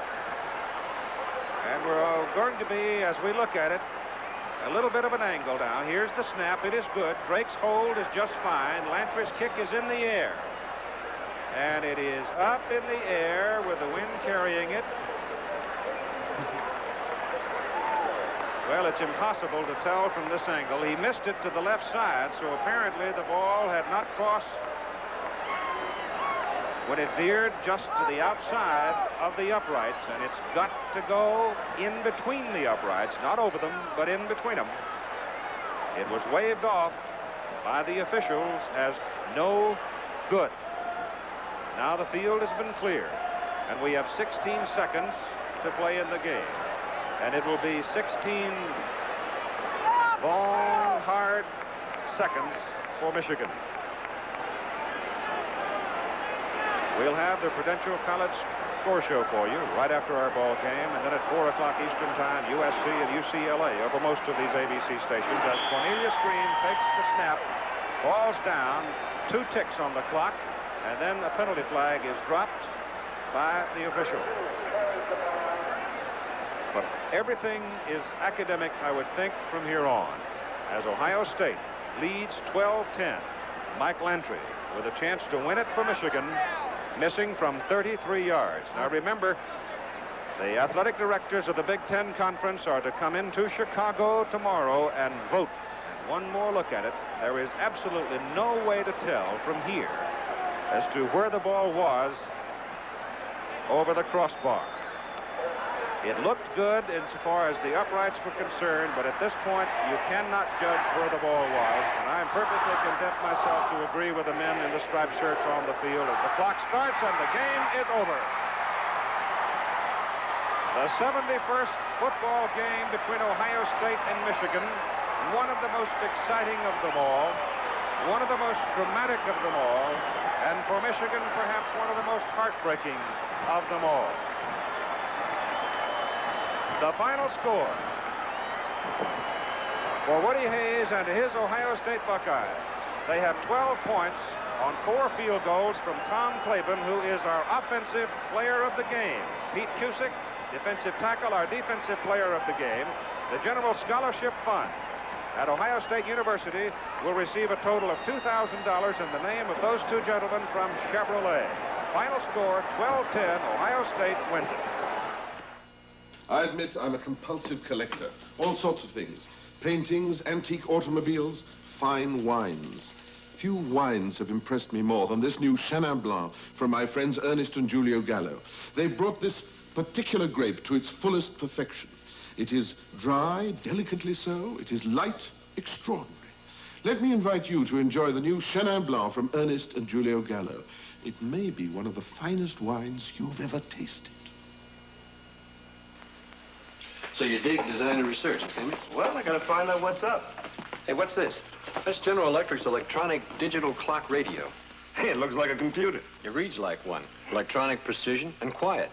Dig the buttons. This gives the time in seconds. And this glows when the station's tuned. All of that and terrific sound. Electronic digital clock radio. Yeah, right on, G. The most wanted clock radios are from General Electric.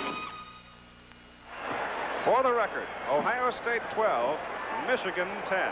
Coming up next, Prudential College Scoreboard Show. Travel arrangements made through, promotional fee paid by United Airlines. There's a new spirit, a new look at the friendly skies. Catch the spirit of friendship service. The preceding a presentation of ABC Sports, recognized around the world as the leader in sports television. Jack Palance stars in The Godchild on the Tuesday Movie of the Week.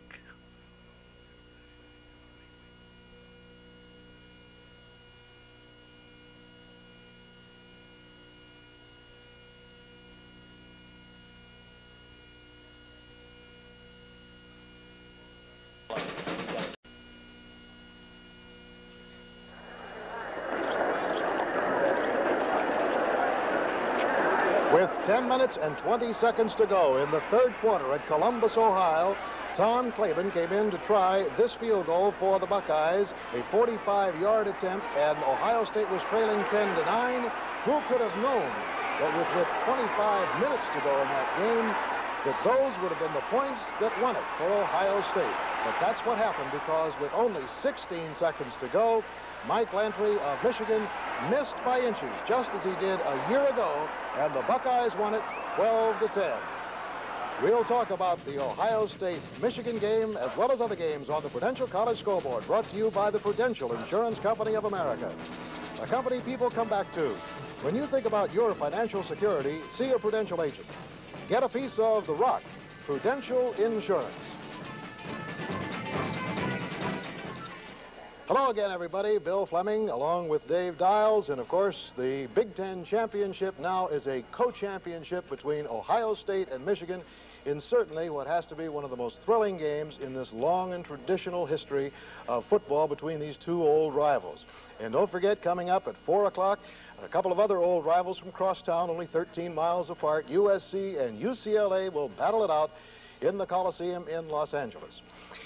All right, let's go to Dave Dials now for the scores this afternoon. Dave? Bill, we had 4 unbeaten, untied teams starting today. We now have 3. We could have 2 or even 1 by the time the day is over. We have 6 conference titles up for grabs this afternoon and some bowl bids to be decided. Let's check the Ivy League, where old rivals Yale and Harvard are battling it out for the championship. And Harvard, an underdog, is leading Yale 14-13 in the 4th period in their 91st meeting. Dartmouth and Penn playing this afternoon. And Pennsylvania has come from behind and is leading 21-17 in the 4th period. Cornell, which has defeated Princeton 4 straight, that streak will stop. Princeton leading 41-12 in the 4th period. Brown trying to make it the second straight winning season, first time since the 50s. Brown leading Columbia 28-19 in the 4th period. Columbia will have lost 13 straight in the Ivy League. Boston College and Massachusetts, a one-sided contest today. BC leading 63-8, 4th period. Connecticut and Holy Cross winding up their seasons. Holy Cross leading 16-6. Colgate and Rutgers, it's a final now. Rutgers has defeated Colgate 62-21. Lehigh and Lafayette have been playing football since 1884. They've had 110 meetings. Sometimes they met twice in one year. Lehigh winning today 43-7 in the 4th period. Villanova and Temple this afternoon. Don Bitterlich of Temple has kicked 42 out of 42 extra points, and he's on the ball again today. Temple leading Villanova 17-7 in the 4th period, so Bitterlich not only has 2 extra points, he has a field goal. Delaware getting ready for the Division II postseason competition, tuning up against Bucknell 51-10 in the 3rd period. In the Atlantic Coast Conference, Maryland headed for the Liberty Bowl that you'll see here. Maryland leading Virginia by a score of 10-0 in the 4th period. Maryland already the ACC champion. North Carolina leading Duke 14-13 in the 4th period. You know, Wake Forest is the only major team in the country without a victory. The Deacons have lost 12 straight, are without a victory in the last 20. They're winning right now over Furman 13-10 in the 4th period. Clemson has outlasted South Carolina 39-21 in what Paul Dietzel said was his last game as coach at South Carolina. Slippery Rock winning over Westchester 20-7. Slippery Rock also will play Ithaca in Division III postseason play. Grambling leading Southern University 14-0 in the first period. Southeastern Conference action coming up. Bill and I will be back with more scores and details on this exciting Saturday after this. Meet Mr. Finnegan. One burger, rare on the inside, but charred outside. Burn one. He's seldom satisfied. Just a trim, please. And often disappointed. Oh, with hydraulic lifters or solid lifters? Solid. It's solid. Thanks anyway. We were glad when Mr. Finnegan chose Prudential for life insurance, and especially pleased when he came back. The fact is, more people come back to Prudential for another piece of the rock than ever get started with most other life insurance companies. 5 out of every 10 policies we write are for people who already have a piece of the rock. When I find something I like, I stick with it. But don't you let up Prudential. When you think about your financial security, see a Prudential agent. Come to a company that people come back to. Get a piece of the rock. Prudential Insurance. Well, you'll see the Liberty Bowl right here on ABC on the 16th of December, and you'll see the winner of this team in it. Or the winner of this game. Kentucky is playing Tennessee this afternoon. Well, I got the wrong score. Notre Dame is, here we go. Tennessee leading Kentucky 24-7 in the fourth period, so it would appear that Tennessee will be in Bud Dudley's Liberty Bowl against Maryland. Mississippi State and Mississippi at the half, there is no score in that. In games last night, Miami of Florida beat Syracuse 14-7. The Air Force playing Notre Dame this afternoon. Notre Dame playing without fullback Wayne Bullock, who is injured, but having an easy time. The fourth-ranked Irish leading 38-0 in the fourth period. Well, in the Big Ten, Michigan and Ohio State, you've seen these two Titan teams all afternoon here on ABC. Now, Michigan's long streak without a loss has come to an end. Number 3 ranked Ohio State has defeated Michigan 12-10, and we assume that Ohio State will go to the Rose Bowl. Iowa playing Michigan State this afternoon. Michigan State way out in front. It's now a final, 60-21. Michigan State, a fine season for Denny Stoltz. Northwestern and Illinois in their 68th meeting. The Illini in front, 21-0 in the third period. Bill Merrick of Wisconsin has gone over 1,000 yards for the second year in a row, and he missed 2 games this season because of injuries. Wisconsin leading Minnesota 35-14 in the third period. The Old Oaken Bucket is the thing being contested this afternoon down at Ross-Ade Stadium. They're celebrating the 50th anniversary of the Old Oaken Bucket and of the stadium, and Purdue is beating Indiana 31-17 in the fourth period. In the Big 8, a couple of great teams, Oklahoma and Nebraska, 7-7 at the half. 83rd meeting between Kansas and Missouri. And Missouri is leading at the half by a score of 13-3, and Colorado and Kansas State. Kansas State has lost 7 in a row, but Vince Gibson says he may be back. This may help persuade him to come back. Kansas State leading Colorado 14-3 at the half. Other scores, other highlights coming right up after this. Don't just take our word for it. Ask your relatives. 2 pieces. Ask your friends. 3. Your neighbors? 2. Even strangers. Find out just how many satisfied customers I have 4 pieces. 4 have more than 1 piece of the rock. 2 Prudential life insurance policies. The fact is, 5 out of every 10 policies Prudential writes are for people who already have a piece of the rock. That means more people come back to Prudential for another piece of the rock than ever get started with most other life insurance companies. 3 pieces of the rock so far. I wonder if there's any left. When you think about your financial security, see a Prudential agent. Come to a company that people come back to. Get a piece of the rock. Prudential Insurance. At the end of this phone line in Columbus, Ohio, is the commissioner of the Big Ten, Wayne Duke. He's in the press box there. Wayne, tell us when we might expect to have the directors' vote announced tomorrow. Well, Bill, the directors are to convene in Chicago. This determination being made in a conference telephone call on Monday that in the event of a tie in the conference standing, Ohio State win over Michigan, the directors would meet in the Chicago area Sunday morning.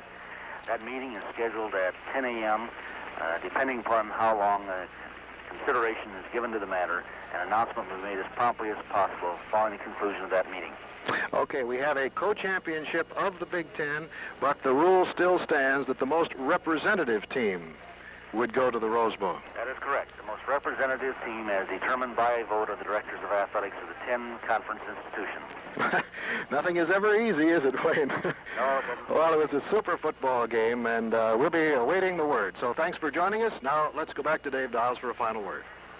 Well, the Southwest Conference Championship is still up for grabs. Baylor can tie Texas A&M for the lead. If Baylor can beat SMU today, Baylor's doing that 14-7 in the second period. Texas Tech headed for the Peach Bowl, playing Arkansas, no score, second period. In the meeting of the tail enders in the Southwest Conference, Rice is leading TCU by a score of 9-7 in the second period. And you know, nothing has been decided in the Pac-8 yet either. Any one of 3 teams could go to the Rose Bowl there. The big game, of course, is UCLA and Southern Cal. One of those games, records don't mean anything. It's tradition. And that game is coming up right now on ABC. This is Dave Dial speaking for Bill Fleming. We appreciate you being with us. And stay tuned now for Southern Cal and UCLA. The Prudential College Scoreboard has been brought to you by the Prudential Insurance Company of America, a company that people come back to. When you think about your financial security, see a Prudential agent. Get a piece of the rock. Prudential Insurance. This has been a presentation of ABC Sports, recognized around the world as the leader in sports television. See the joyous celebration of life and faith that became a smash hit musical, Godspell, Wednesday night at 8, 7 Central. Right after, join Anne Bancroft, Alan Alda, Jack Benny, Mel Brooks, Carl Reiner, and more in a wild comedy romp, Annie and the Hoods, here on ABC.